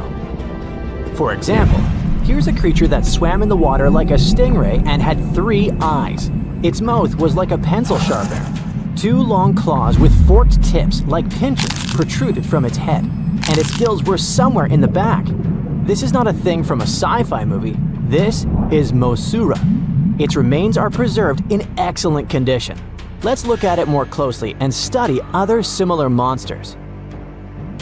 The Cambrian Explosion. Remember this name. This period is also called the Biological Big Bang, the time when a huge number of different living creatures began to appear in the ocean, large, small, and tiny. The ancestors of almost all modern animal groups were most likely born during the Cambrian Explosion, which lasted from 541 to 485 million years ago. It was a time when the first truly effective and terrifying predators appeared on Earth. One of them was Mosasaur. It's only the size of an index finger, but you would never want to meet such a creature while swimming in the sea. It's scary to imagine what it could do with its pencil sharpener-shaped mouth. And you probably wouldn't be able to hide from it because, come on, it had 2 eyes on the sides and 1 big eye on its forehead. Mosasaur belonged to a group of arthropods. Scientists called it a sea moth since it reminded them of a moth. This thing used a flap-like apparatus similar to wings to float in the water like a stingray. This monster was quite creepy, but its appearance may seem familiar because it's a distant relative of modern spiders, crabs, centipedes, and moths. Scientists found several 506 million-year-old Mosasaur fossils, but unlike many other similar finds, these ones have been preserved in excellent condition. The found fossils showed sharp claws, a toothy jaw, and large gills in the tail section. Some parts of the fossil were so clear that they revealed the details of the creature's internal anatomy, including parts of its nervous and circulatory systems and digestive tract. It had jointed limbs like those of modern insects and crustaceans. When this monster swam in the sea, it probably grabbed its prey with long spiked claws sticking out of its head. Many Mosasaur relatives have claws covered with multiple spikes, which help them grab food. But that ancient creature had smooth claws forked at the tips. That is, it grabbed the prey with those tongs, using them like chopsticks, and then brought it to its mouth. Of course, this is an assumption, and nobody saw how this creature actually did it. Unlike many other similar animals, Mosasaur's posterior segmented body was studded with gills. Scientists don't know why this was necessary, but they assume that such an unusual breathing system helped to adapt to an environment with low oxygen content. Perhaps Mosasaur led a very active reproductive lifestyle that required high oxygen consumption. Creepy, dangerous, and reproducing fast. An excellent set of qualities for one of the most dangerous predators of antiquity. But what did Mosasaur eat? It probably caught different types of worms and small arthropods. It's nice to think that this monster lived so long ago and was so small. But what if this creature was the size of a shark and was swimming in the ocean these days? Perhaps it would become a dominant dweller and people would swim much less along the coast. Mosasaur lived in the water but was discovered in the Burgess Shale Rock Formation in the Canadian Rockies. Many mountains on Earth were once the seabed inhabited by strange creatures. One of them was Opabinia. It had 5 eyes, a mouth facing backward, a long trunk and claws instead of a nose. Wait, what? It's too strange even for science fiction, even for outer space. In its eccentricity, Opabinia was perhaps the loneliest creature on Earth. Scientists couldn't find another species that would be similar to this individual until recently. Meet Utaurora. It seems to belong to the same species as Opabinia. Its inch-long body was divided into 14 to 15 furrows. Each of them ended in a pointed flap. Opabinia had the same body, but it's unlikely that both monsters were friends. The difference between their timelines was several million years. It's hard to imagine why these monsters needed such strange body structures. Why haven't modern filmmakers used the design of those animals to create cool space monsters yet? Okay, they were creepy creatures, but what about weird and kinda useless ones?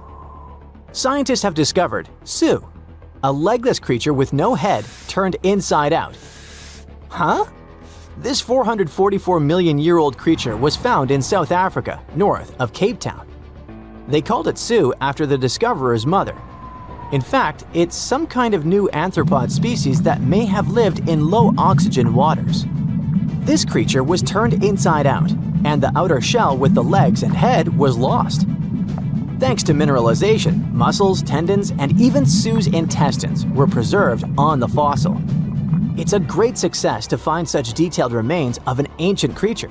However, scientists still can't determine the evolutionary history of this species. They're sure that it was a primitive marine arthropod. Okay, we can see that 500 million years ago, Earth was filled with creepy monsters, which fortunately are now extinct. But what about trees? Were they the same as we see now? Or was there something else? Something creepy? Oh yeah. Scientists have discovered a new kind of living organism similar to a tree or a mushroom. It was gigantic and had a very minimalistic design. Meet the Prototaxites. It's basically just a big stick with a round end poking out of the ground. It was smooth, didn't have the usual tree bark, and looked more like a mushroom without a cap. But scientists have recently found out that it wasn't a mushroom at all. Prototaxites probably belonged to a previously unknown branch of life. Prototaxites is considered to be the first giant organism in the history of the planet that lived on land. It existed about 420 to 375 million years ago during the Devonian period. It was the time when plants began to spread across dry land, forming large forests. Over time, they began to grow leaves and form roots in the ground. Then, the first seed plants appeared. The real colonization of land began. The first arthropods, such as centipedes, arachnids, and other unpleasant creatures, began to walk among those forests. Meanwhile, the water was filled with a huge biodiversity. There was a giant supercontinent on the planet, and smaller parts began to break off it. During this period, Prototaxites towered over the land. Some of these things reached 26 feet high and 3 feet wide. It's like a 3-story house and as thick as a palm tree. But what was it? A plant? A mushroom? Algae, perhaps? Scientists discovered them in the middle of the 19th century, but only in 2007 did they conduct chemical analysis. Research showed that it was most likely a giant mushroom, but in 2025, scientists refuted this conclusion. It turns out this may have been an unknown life form that existed separately from the kingdom of fungi, animals, plants, and protists. Scientists noticed that the inner part of Prototaxites consisted of a number of tubes. There are similar tubes inside mushrooms, but the tubes of that ancient living thing branched and joined differently. They even had a different chemical composition. The main building block of mushrooms is chitin, but the Prototaxites contained chemicals similar to lignin, a substance found in the bark of trees and other plants, and its anatomy differs from the structure of any other organism known to us. What were they doing on Earth? Just chilled and enjoyed the bloom of life? Did they produce some kind of fruit, like a banana with eyes and claws? Scientists don't know. What if it was something that was brought to Earth from outer space? What if they were flowers planted by another civilization? What do you think? For years, the world's most valuable shipwreck was just a legend, until now. It has finally been found, and among the wreckage was a real treasure worth $1.1 billion. To understand this better, we need to go back to 1622. That year, the mighty Spanish galleon Nuestra Señora de Atocha set sail from Havana, packed with riches belonging both to King Philip IV of Spain and to the wealthy members of the crew. We're talking about gold, silver, copper, and emeralds from Colombia, Peru, Mexico, and Venezuela. The cargo was so large, totaling more than 40 tons, and so vast that it took 2 months to transport it to the ship. The ship was also packed with people. There were 265 people on board. At first, everything went well, but then came the Florida Straits and trouble. The crew found themselves lost in the night that was not only cold, but also stormy. And before long, they were facing a powerful hurricane. The wind tore the masts apart. Giant waves destroyed the rudder, and soon, the Atocha was sinking toward the darkness of the seabed. The disaster that night meant a huge loss of wealth for King Philip IV, but even worse was the loss of life. Of the original 265 crew members, only 5 survived. They managed to climb up the mizzen of the ship, the only part that remained above water. With all that treasure gone, the Spanish were quick to spring into action and devised a salvage operation. 5 ships were sent to recover the cargo. The plan seemed simple and easy. After all, the hatches were securely locked, so the treasure could still be there. But almost immediately, things went wrong. For example, one of the 5 ships ran aground before it could even begin its journey. In the end, the search dragged on for 60 years, and many factors contributed to the mission's failure. That may not seem so bad today, but back then, divers didn't have the technology or safety equipment that we have today. Exploring the seabed was risky, and more often than not, it led nowhere. While searching for the Atocha, the rescuers found traces of another vessel, the Santa Margarita, the Atocha's sister ship. Another hurricane passed through the region a month after the sinking. The seabed became a jigsaw puzzle with pieces of the ship scattered everywhere. The rescue mission became almost impossible. Over time, the Spanish managed to recover part of the Santa Margarita's cargo, but Atocha's treasure seemed lost forever. Even so, no one forgot that story. Then in 1969, more than 300 years after the sinking, everything began to change. An experienced deep-sea diver, Mel Fisher, stepped in and decided to rewrite history. Mel had already spent a big part of his life at the bottom of the sea. He and his wife even ran a diving school in California. So, Mel gathered his family and moved to the other side of the country. He led a new team of hunters whose mission was clear: to find the lost treasure of the legendary Atocha. They had little more than a boat, some diving equipment, and metal detectors, but that was enough to get them started. They focused on a region called the Matacumbe Keys, mentioned in several 17th century documents. In the first year, they traveled more than 100,000 miles but found absolutely nothing. It seemed like an impossible dream. But Mel still had a card up his sleeve: Eugene Lyon, a historian who would change the course of the search. Eugene delved into the Spanish archives in search of clues about the shipwreck.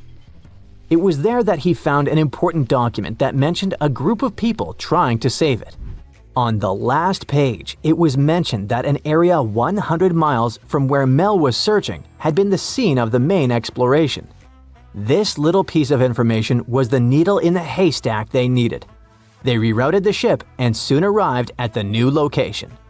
But there was a challenge.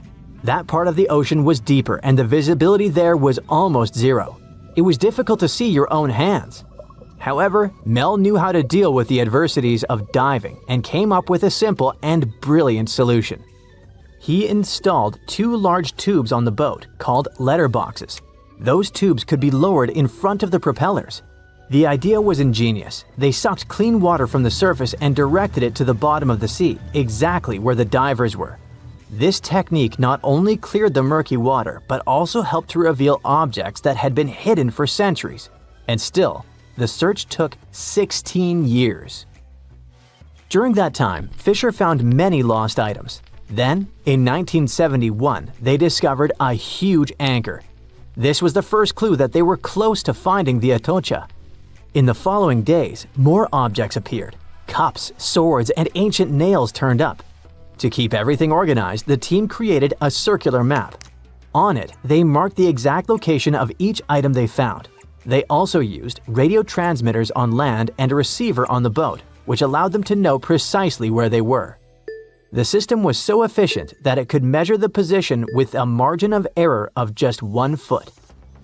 Over time, a line began to form on the map, pointing to where the Atocha's main treasure might be hidden.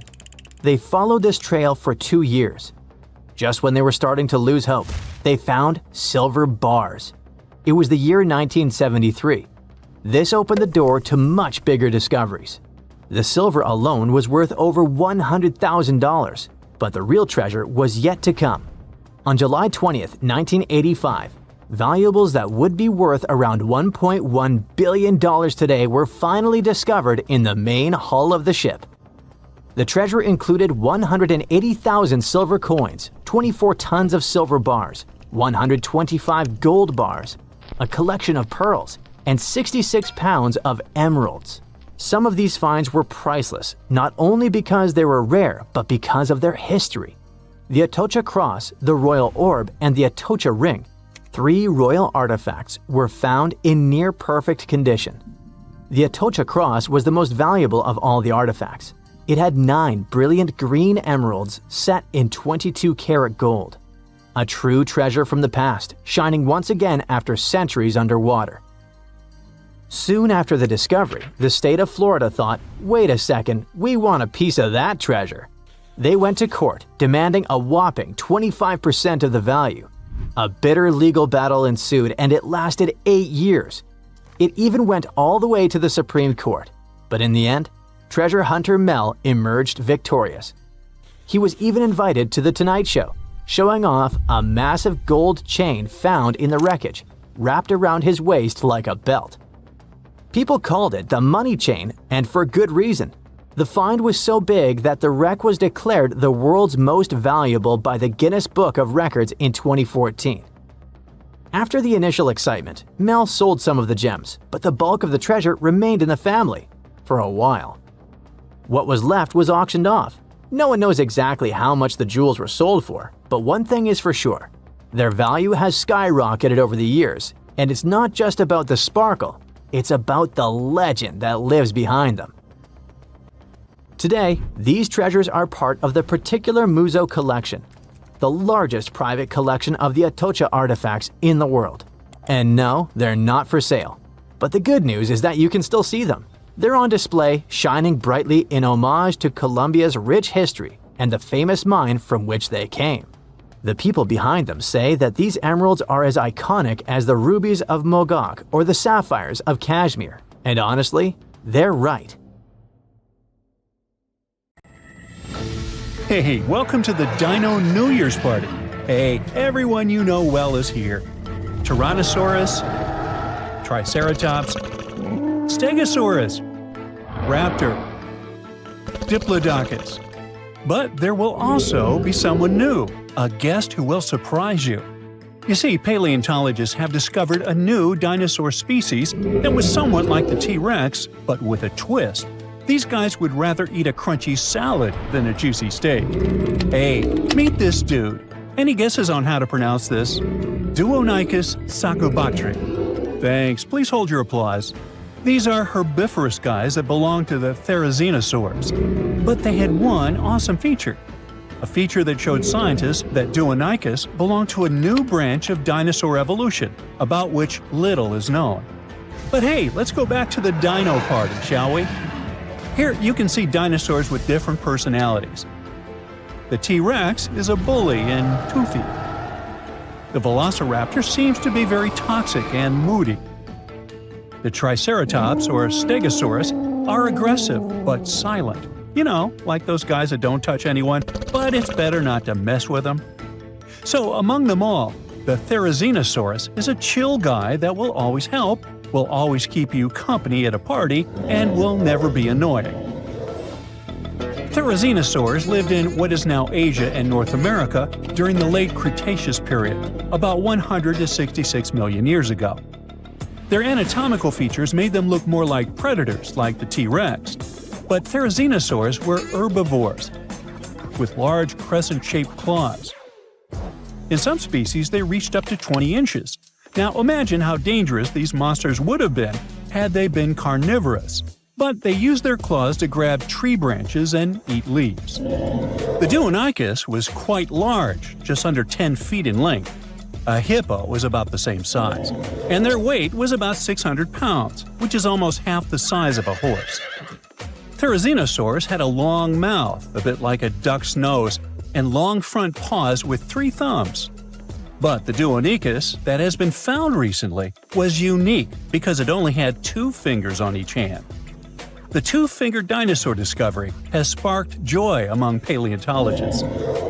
Okay, 2 fingers instead of 3, whatever, you might think. But it makes a big difference. It shows how dinosaurs evolved. The latest paleontology news reports that the discovery was made in Mongolia. It was the largest preserved claw in history. Its size was about 11 inches, and it had a curved shape.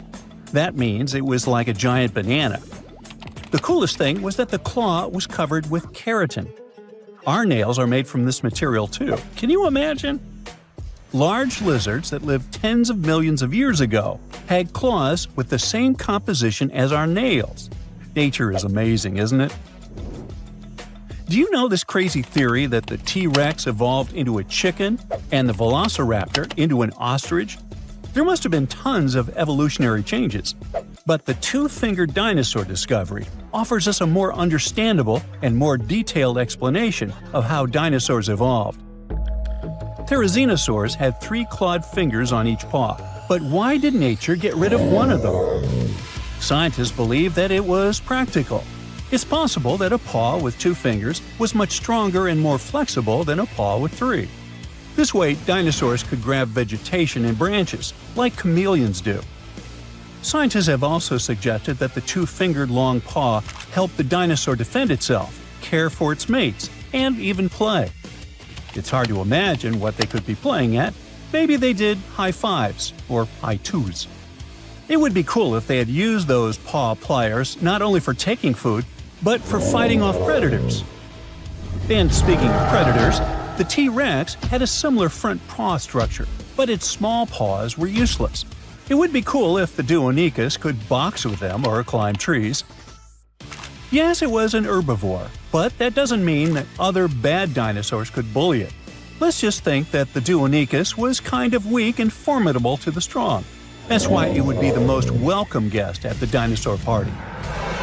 But the strangest guest at this party would be the Deinonychus, named Terrible Hands. The case of the Deinonychus shows how dinosaurs evolved from having three-fingered paws to being two-fingered. The Deinonychus shows that ancient lizards could evolve into a horse or something else. It sounds weird, but let's get to know this guy better. In 1965, the arms, hands, and shoulder girdle of an unknown dinosaur was discovered in the Gobi Desert in Mongolia. When paleontologists put the bones together, they got two long, creepy arms. For many years, those arms remained in the museum without a body. It looked funny and a little scary. Each arm was about 8 feet long. This is more than the tallest basketball players. Paleontologists were trying to find other dinosaur body parts in the Gobi Desert, but their attempts were unsuccessful. The Deinonychus became one of the most famous mysteries in paleontology. How big was the owner of such arms? What did it eat? How did it live? This remained unknown until 2014. According to the latest paleontology news about this lizard, a group of scientists from the Korea Institute of Geoscience and Mineral Resources has discovered other well-preserved remains of the Deinonychus. With their help, paleontologists have managed to recreate the lizard's appearance. And that breakthrough has turned out to be much cooler than the two-fingered dinosaur discovery. Are you ready? The Deinonychus was colossal, rather slow, with a horse-like head and a spine that formed something like a hump. It looks super weird, even for a science fiction movie. This new dinosaur species belonged to Ornithomimosauria, an ostrich-like species, agile and fast-moving. But not the Deinonychus. Instead of speed and agility, the dinosaur had a large size. It was 36 feet long and weighed 13,200 pounds, which is almost the weight of an adult elephant and the length of half a metro wagon. Despite its size, the Deinonychus was quite harmless. Its long muzzle looked like that of a duck or a horse. It also had no teeth. So, for tyrannosaurs and other predatory giants, it was an easy lunch. And this is not just a guess. Scientists found bite marks on the discovered skeletons of this dinosaur. It seems this poor big dude met some really bad and hungry guys. But what was lunch to this strange lizard itself? It ate almost everything: soft plants, algae, small vertebrates, and fish. It sucked food from the bottom of lakes and rivers with its beak and tongue and swallowed stones to help grind the food. Those stones crushed the pieces of food and thus helped the stomach to digest stuff more easily. The dinosaur used its terrible hands to dig and pick up food from trees in the ground. But the strangest part of its body was its back and tail. The bones at the end of its tail were joined into a single structure called a pygostyle. This thing supports the feathers of modern birds. Now, it's possible that the Deinonychus waved its tail like a fan, and its back had thick bone spikes that stuck up from its spine. Considering that those bones were covered with skin, the whole strange skeleton structure looked like a sail. You know how dinosaurs evolved to have such a strange shape, and probably ask yourself, hey, what's the point? Well, scientists believe that the ligaments coming out of the spine help support the dinosaur's heavy belly and legs. To better understand how that could work, imagine cable-stayed bridges. Long vertical beams have many cables that hold the roadway. Similar, the Deinonychus spikes and ligaments help to hold the dinosaur's weight. Now, back at our dino party, it would be a shy, tall dude who accidentally drops a drinking glass and makes you feel awkward. It's lonely. It dreams of finding friends, and it will surely find them. A Diplodocus would make a great buddy. A herbivorous dinosaur with 2 fingers that looks like a predator and a horse-like giant with 2 long arms show us how diverse dinosaur evolution can be. T-Rex, Velociraptor, Diplodocus, and others are the superstars of the ancient world. It would be cool if paleontologists could discover new dinosaur species that would remove the old guard from their pedestal of fame. Would you like to see a movie starring the Dinochirus and the Duonicus? Hey, I would. Over the years, archaeologists have uncovered all kinds of stuff on runestones, curses, poems, protective magic spells, and even inheritance disputes. However, a newly uncovered ancient Norse artifact known as Svingerud Stone has just one word on it. Sounds boring, right? Well, think again, because this might just be the oldest runestone ever discovered, almost 2,000 years old. But that's not all. Excavations are still ongoing, and depending on what follows next, it could unravel secrets and the true meaning behind the mysterious magical runes. So let's explore and see just how much known history you can rewrite with only one engraved word on a stone. A long time ago, during the first few centuries of the Common Era, Scandinavians and Romans crossed paths. They traded goodies like glass and silver, and eventually, Roman customs and even written culture ended up north. The Nords liked the Roman alphabet but wanted their own letters copyrighted, so they decided to create their own unique characters, which they called runes. Almost 20 centuries later, in 2021, archaeologists were excavating an Iron Age burial site near the village of Svingerud in eastern Norway. Among the cremation graves, they uncovered a reddish sandstone slab that would become a centerpiece in a major Norwegian archaeological discovery. It's the size of a coffee table, measuring just over 12 inches across. The stone was found buried with burned bones and charcoal, part of an early cremation grave. The stone had runes engraved into it, looking rough and shallow, like they were scratched with the tip of a knife or something needle-like. Runestones are not unusual. Archaeologists are used to uncovering runic inscriptions, especially in this region. However, tests show that both the burial site and the carving on the stone likely date back to somewhere between the 1st and 3rd centuries. That places it deep in pre-Viking history, centuries before the Viking Age officially began around 800 CE. That makes it one of the oldest reliably dated examples of early writing in Scandinavia. When you look at these carvings, they either look like magical symbols made to call on Nordic deities to help you, or like random scratches made by an angry man hitting a stone with something sharp. But these are real letters, crude but intentional. It's an ancient writing system used by Germanic tribes across Northern Europe. They were engraved into wood, bone, or stone. Their shapes are straight, angular lines because curves were tough to carve with the tools they had back then. When they met with the Roman Empire, rather than just borrowing Latin letters, the Germanic tribes took the idea of writing and carved out their own version. The original alphabet was called Elder Futhark. It had 24 letters. We can find them on artifacts dating from around the 2nd to the 8th century CE. Its name comes from its first 6 letters: F, U, Th, A, R, and K. Each rune probably had a name that matched the sound it made. For example, the rune that sounds like A was called Anzus.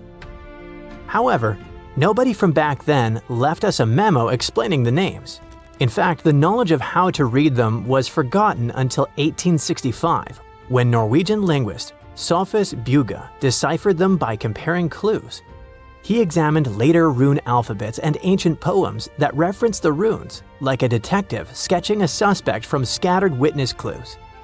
For many runes, especially the oldest ones in the Elder Futhark, the meaning is still open to interpretation.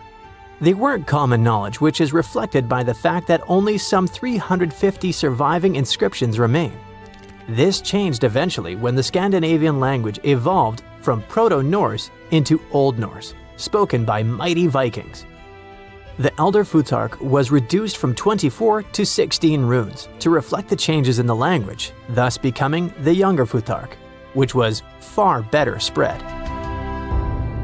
Runes weren't really used to write books or keep daily records. Instead, you'd find them carved on gravestones, weapons, and various tools. It's believed that people used runes to show ownership, honor loved ones who had passed away, leave short messages, or sometimes for protection or magic. In the early days, some runes probably had special spiritual or ritual meanings too. One interesting fact about runestones specifically is that they were often used for self-promotion or boasting, like an ancient social media status or a tweet posted on a wall, or better said, a stone. One such example of a runestone from the 11th century where a man named Vigmund had it carved for himself, calling himself the cleverest of men. He even added that he was a ship captain, and yes, he made sure everyone knew that while he was alive. In the Old Norse poem Havamal, Odin says he hung on the world tree for 9 nights, pierced by a spear, to gain knowledge of the runes. This goes to show just how powerful and mystical those symbols were perceived to be. It's fitting that the word rune comes from a Proto-Germanic word which can be translated as secret or whisper. There's a common saying about power being in words, and for the old Germanic tribes, that power felt like actual magic. It's also why it's important to know when this magic came to be. And the Svingerud runestone tells us that. But it's not just when it was written, it's also what's written on it, where and why. The location where the Svingerud stone was discovered is already a significant archaeological site. It's famous for its incredible discoveries, including the remarkable Jormunbu helmet, the only Viking helmet ever found in Norway. The stone was placed in a cremation pit, alongside the remains of an adult and a few personal items. Thanks to charcoal and bone samples, researchers can figure out how old the runestone is by using a method called radiocarbon dating.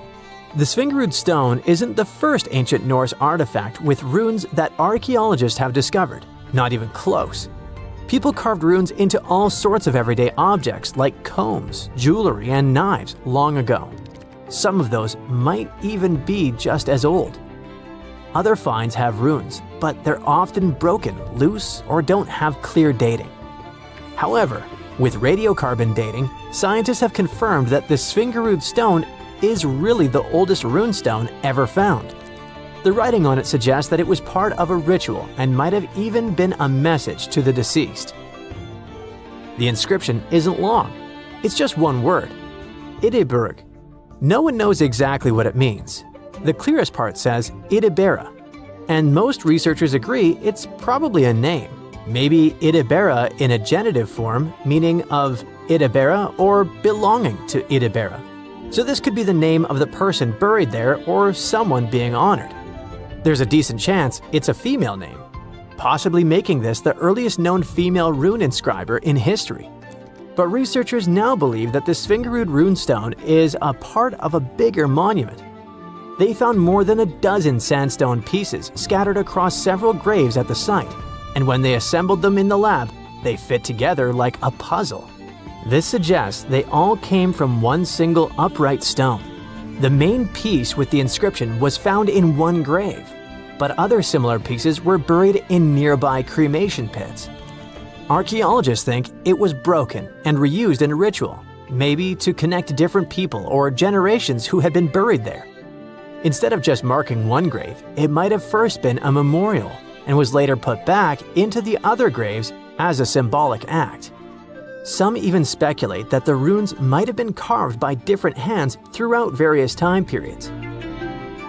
The Svingerud stone might be small, but as the oldest runestone ever found with a secure archaeological context, it could be the key to how writing first took root in Northern Europe.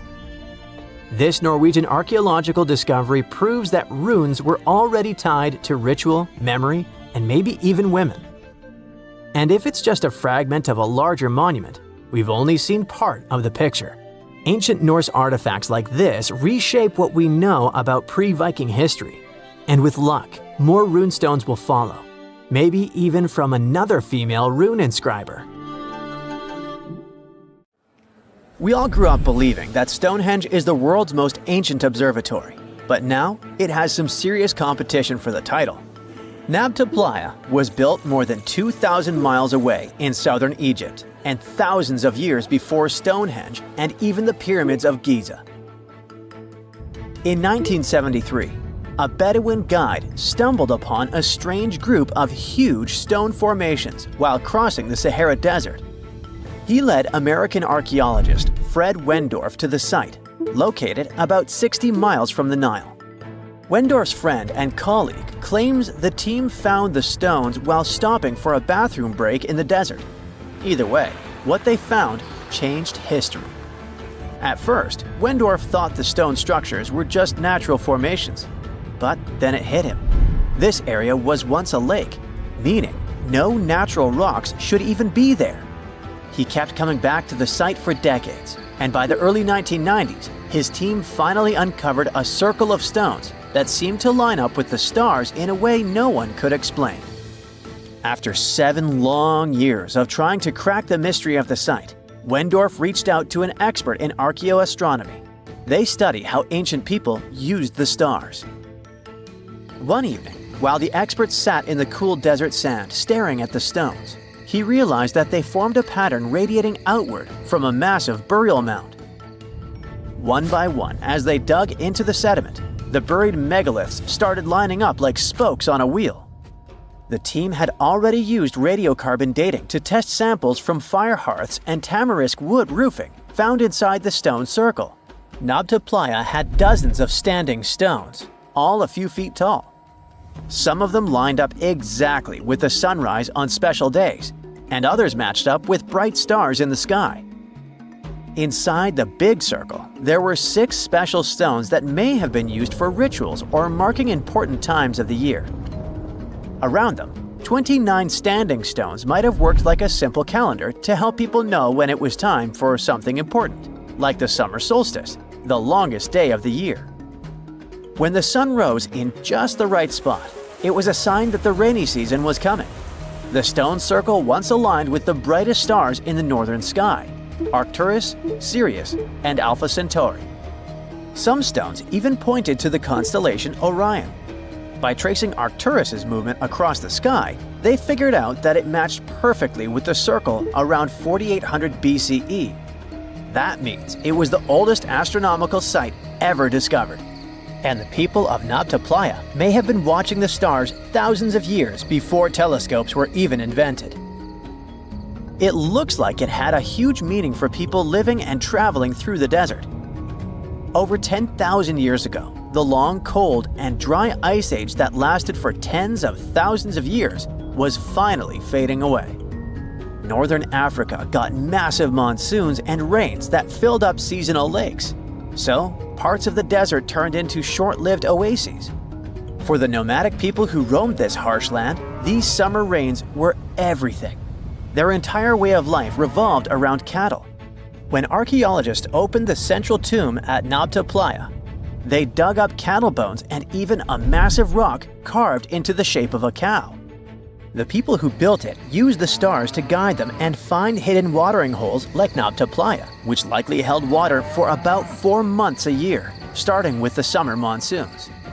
But there was no North Star back then, so instead they navigated using bright stars and the way the sky seemed to spin in circles above them. When the lakes were full, the standing stones would be partly submerged, and from the western shore, you would see the reflection of the stars on the dark water. Nabta Playa is way less famous than Stonehenge, perhaps because its stones were buried and the famous site in England was open to visitors for thousands of years. Sadly, when Nabta Playa did become famous, some tourists ruined parts of it by moving stones around, which messed up the ancient star alignments. To protect it, the authorities moved everything to a museum where people can see the stones and the carved cow statue without damaging them. The Egyptian Observatory isn't the only construction similar to Stonehenge. It has versions that were used for different purposes, from Germany and France to the US and the Andes in northern Peru. This last one is actually one of the oldest big structures ever built in this region. The circular plaza is made of 2 giant stone walls arranged in a ring. It was likely used for ceremonies and gatherings. Scientists have carbon dated it to be about 4,750 years old, which means it was built before the Great Pyramids of Egypt and Stonehenge. The plaza had 2 entrances and a special layer of clay, soil, gravel, and charcoal underneath. It was carefully planned and built. Archaeologists also found ceramic pieces, quartz crystals, and gemstones at the site, so it was definitely a special place. People visited it for centuries, but at some point it was sealed off, probably because of changing beliefs and traditions.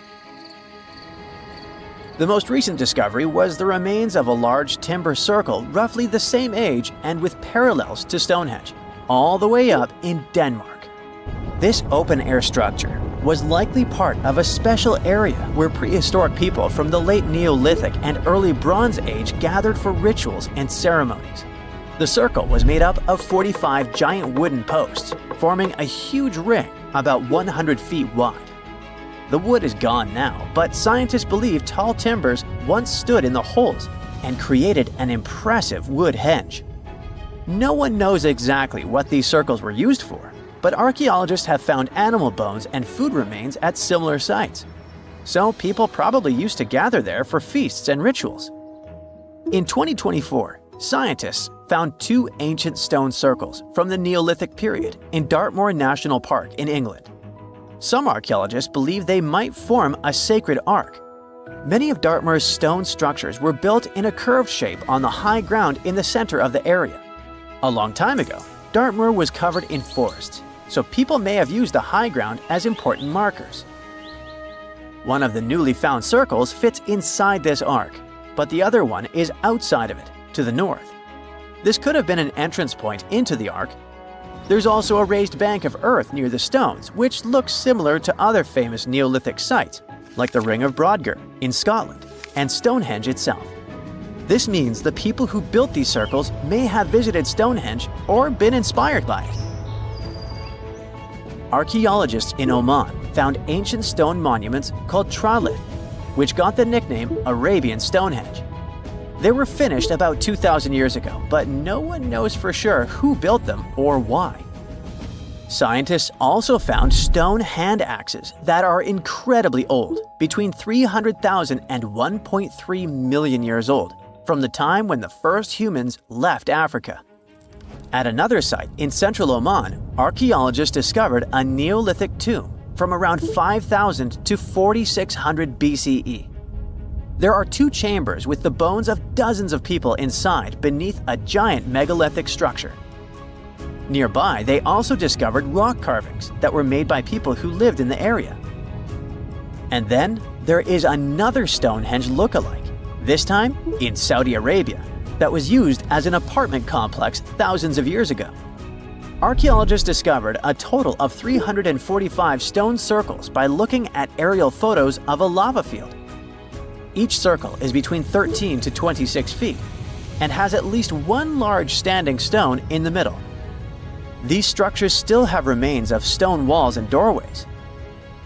Stone circles like Stonehenge are often linked to ceremonies and rituals, but scientists say that many early houses were actually built in round shapes, and rectangular homes only became common much later in history. Let's face it, most ancient tombs have been looted at least once. No matter how scary the rumors could have been, most mummies were open too. But one. This is the Bashiri mummy, and it puzzles everyone so much that nobody dares to see what's inside. Meet Howard, but you must know him already if you're into Egyptian history. He's primarily famous for discovering King Tut's tomb back in 1922. But few people know that before this revolutionary discovery, he had probably found another mummy. It happened in 1919, and it goes by several names, either the Bashiri mummy or the Mummy of Pacheri, or the Untouchable One. Some reports say that Howard stumbled upon the Bashiri mummy in Luxor's Valley of the Kings, just where he would later find Tut's tomb. Despite this find, not much is known about this particular mummy. The reason why it's still unharmed in any way is not because of some superstitions, but because nobody is sure that they can undo what they do if something goes wrong. The mummy is so intricately wrapped that researchers never unfurled it for fear of irreversible damage. The golden rule of anyone who works with antiquities: if you're not sure you can't make it better or preserve it unchanged, do not touch it. History knows many examples of ancient relics ruined beyond repair, say Ecce Homo, or smiling statue restoration. The delicate fabric that covers the mummy's face has this cool design that kind of looks like a pyramid. The researchers are not 100% sure, but this might be the only one of its kind with that embalming style. But without knowing the ancient technique, it's next to impossible not to ruin the mummy while unwrapping and wrapping it back. Back in the day, people, both experts and looters, would unwrap mummies for all sorts of reasons, mostly to study them. Luckily, these days, we have advanced tech that lets us check out what's inside a sarcophagus without having to unwrap anything.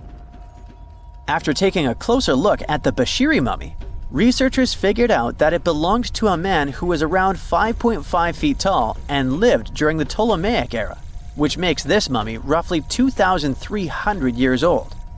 The Egypt Museum shared that the X-ray scan also uncovered an inscription of the guy's name, but it's a bit tricky to tell if it says Pacheri or Nenu, adding to the intrigue. The museum also pointed out that the fancy casing the mummy is in features all sorts of decorated scenes. You can see the mummy lying on a bed, flanked by deities Isis and Nephthys, along with the 4 sons of Horus. Plus, there are 2 images of the funerary god Anubis at the feet of the casing. By the way, Bashiri mummy is not the only one that has remained untouched. This is Issa Temkebde, and Gaston Maspero, a French archaeologist, made the decision to leave her mummy untouched, wanting to keep her resting peacefully since she was in such amazing shape. He did mention, though, that her tomb had been raided long ago. Thanks to some X-ray work, we learned more about the mummy. The scans revealed a few artifacts still wrapped up with the wife of a high priest, including amulets around her neck, right arm, and forehead. The X-rays also showed she had some dental issues and arthritis in her knees. While she passed away as an older woman, it's tough to pinpoint her exact age.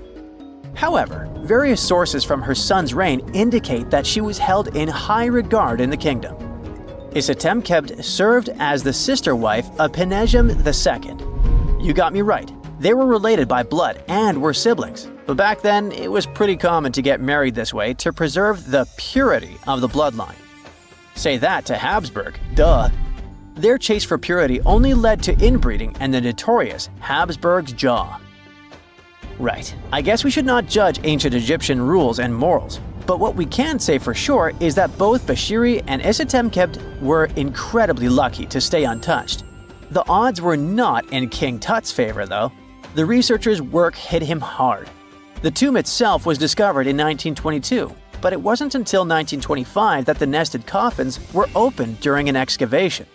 The outer coffin, held together with silver pins, opened up to show another coffin shaped like a mummy, decorated with colorful glass and flower garlands. There were worries about the king's mummy because it had been exposed to moisture. The middle coffin was pretty heavy and didn't have any handles, so they had to be super careful taking it out. Inside the innermost coffin, which was solid gold and wrapped in a red cloth, they found the royal mummy, and this all went down on October 28, 1925. Tutankhamen's mummy, measuring about 6.07 feet, fit snugly into the innermost coffin, which was 6.17 feet long. You can already tell there was a problem, right? Imagine how hard it is to extract something as fragile as an ancient dried-up mummy, especially when there's not much room for maneuver. Plus, the mummy looked sus. It was pitch black. Howard Carter, the lead archaeologist of the expedition, estimated that around 2 buckets worth of oils had been poured over the mummy. But care had been taken to avoid the mask and feet. It was made to preserve him better. The body was positioned at a slight angle in the coffin, and there was a noticeable difference in the amount of dark oils on the right and left sides, indicating that the coffin might have tilted while being lowered into the sarcophagus. This oil created moisture inside the coffins, and over time, it reacted chemically, which Carter described as a sort of slow, spontaneous combustion, leading to the carbonization of the linen wrappings. Unfortunately, the combination of heat and moisture took a toll on the mummy's trappings as well. The crooked flail fell apart, the resin scarab cracked, and the threads holding the hands and mummy's bands started to decay, making everything quite fragile. Plus, the oils hardened over the years, effectively gluing the mummy and mask to the coffin's bottom. To try and separate the mummy from the inner and middle coffins, they were placed in the sun for several hours, reaching temperatures of 149 degrees Fahrenheit. Despite this effort, the mummy remained stuck, so the initial examination had to be done right where it was. The first part of Tutankhamun's mummy the researchers checked out was his lower legs and feet, meaning they started the examination from the bottom up. As they peeled back the bandages, they uncovered the first of many treasures wrapped up with the king. They took their time to carefully document and photograph everything they found. The inner layers of bandages were in pretty bad shape, mostly turning to dust, making it tough to figure out how everything was originally wrapped.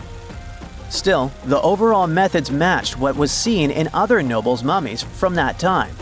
Lots of folded linen pads were used to shape the torso and thighs. The outer and inner bandages were made from fine linen, while the middle layers were coarser. They had some intricate bandaging around the shoulders and chest with a similar style around the groin. Each limb, along with fingers and toes, which were fitted with gold caps, was wrapped separately. Tutankhamun even wore gold foil sandals on his feet. They hoped to separate the mummy from the coffin by removing the outer bandages, but the resins had stuck the body to the coffin. So, the researchers ended up chiseling it out. To do this, they had to cut the torso in half at the hips and disarticulate the arms to continue unwrapping. Each part was treated with hot paraffin wax for stability, and later the hands and feet were reattached with resin.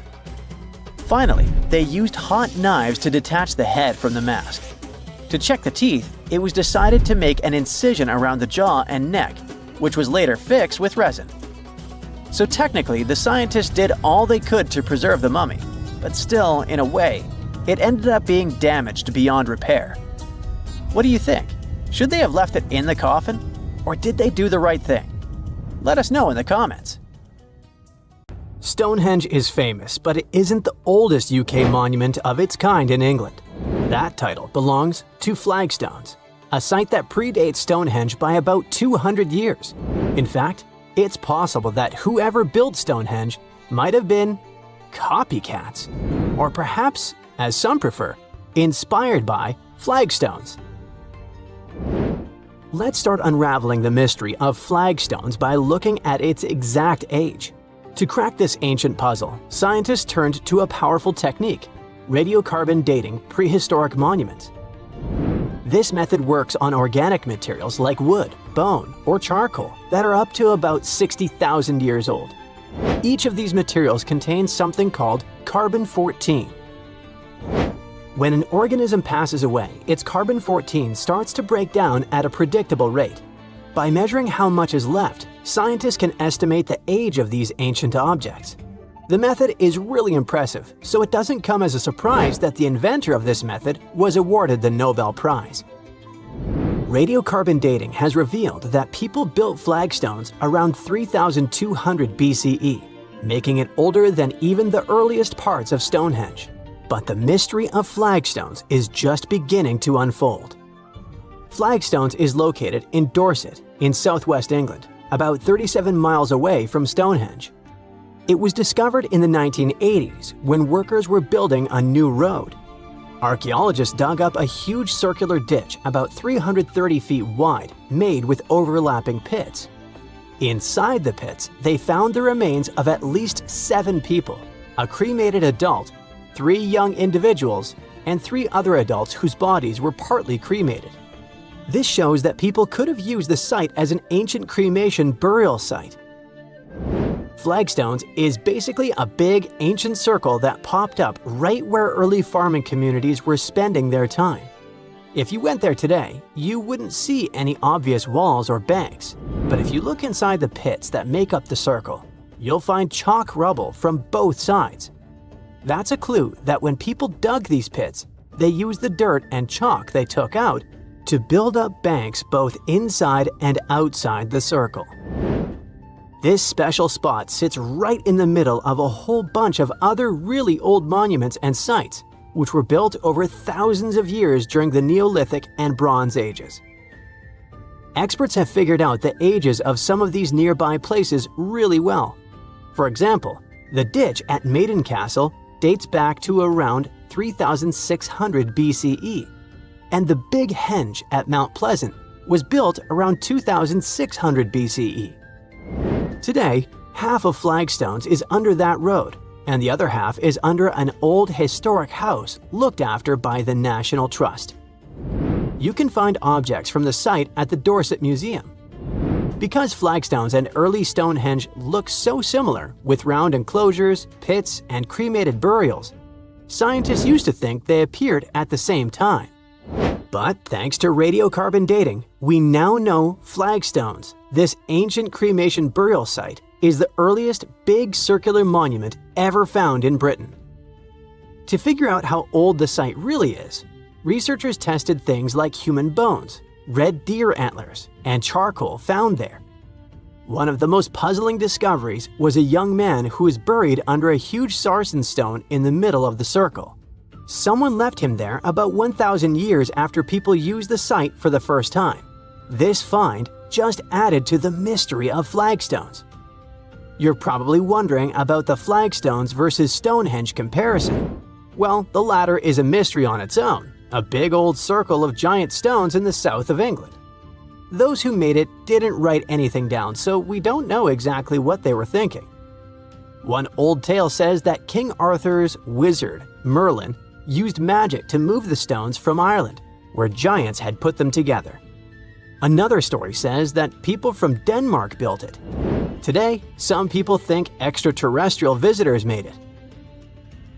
A man named John Aubrey started studying Stonehenge in the 1660s. He thought the Celts had built it for their priests, called Druids, but that turned out to be wrong. Radiocarbon dating of this prehistoric monument shows that its constructors built it in phases over several centuries. The construction started around 3100 BCE and continued till around 1600 BCE. First, about 5,000 years ago, it was just a round ditch in the ground. Then people added wooden posts. Around 2600 BCE, they brought big blue stones from Wales. Later, they added sarsens, even bigger stones, each weighing as much as 5 elephants. They moved those stones from 19 miles away and placed them in a big circle with 5 tall stone arches shaped like a horseshoe. Experts think building Stonehenge took more than 20 million hours of hard work. And that's a lot of teamwork, strength, and planning for people who didn't even have machines. These days, there are a few different ideas about what Stonehenge was really used for. Some experts think it was a sacred place where people gathered for religious ceremonies. Others believe it was an early kind of science center used to study the sky and track time. Both groups notice that the stones at Stonehenge are lined up with the sun and moon. So people may have used the site to mark the changing seasons, especially during the summer and winter solstices. Some think it worked like a giant calendar, helping people figure out dates or predict things like solar eclipses. Stonehenge was an ancient cremation burial site too, at least for some time. Anyway, if we continue with the flagstones versus Stonehenge comparison, we can't but dwell more on the age of these monuments. Flagstones is older than Stonehenge. In fact, it's one of the oldest UK monuments.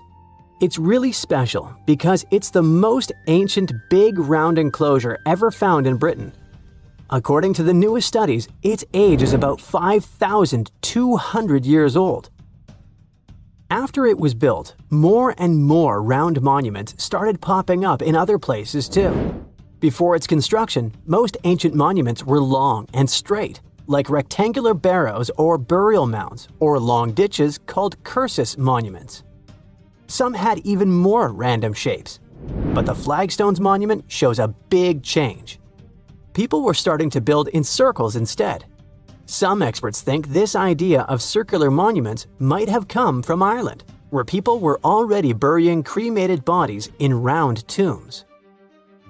On the other hand, even though Flagstones has turned out to be older than Stonehenge, the new findings suggest that Stonehenge might need to be redated. Some of the objects found at Stonehenge, like animal bones, are actually older than the main structure itself. For example, near the entrances to Stonehenge, archaeologists found deer bones and cattle skulls that date to around 3200 BCE. Experts used to think that people kept those bones for a long time before burying them. But it's possible there was an early version of Stonehenge made from overlapping pits that existed before the big circular ditch was built around 2900 BCE. Now, could Flagstones and Stonehenge have been part of a bigger shared tradition? Could there have been other ancient cremation burial sites in the UK? After all, these constructions aren't the only round prehistoric monuments in Britain. In Wales, there's a similar site called Llandegau, which also looks like a circular burial place. Such a way of burying the deceased might have been a common custom across the UK because you can see similar structures in Eastern Ireland. In the Boyne Valley, for example, there are ancient places like the Mound of the Hostages that people used in the same way. Now, researchers want to do more digging in Ireland to see if some of those monuments were built before 3200 BCE. If they're even older than flagstones, they might help explain where the idea of building round burial sites started and why people across Britain and Ireland were building them. The more we learn, the better we'll understand what these sites were really for and how the people back then might have shared beliefs and traditions across the sea. Hopefully, one day, we'll figure out the mystery of flagstones, one of the oldest monuments in the UK. That's it for today. So hey, if you pacified your curiosity, then give the video a like and share it with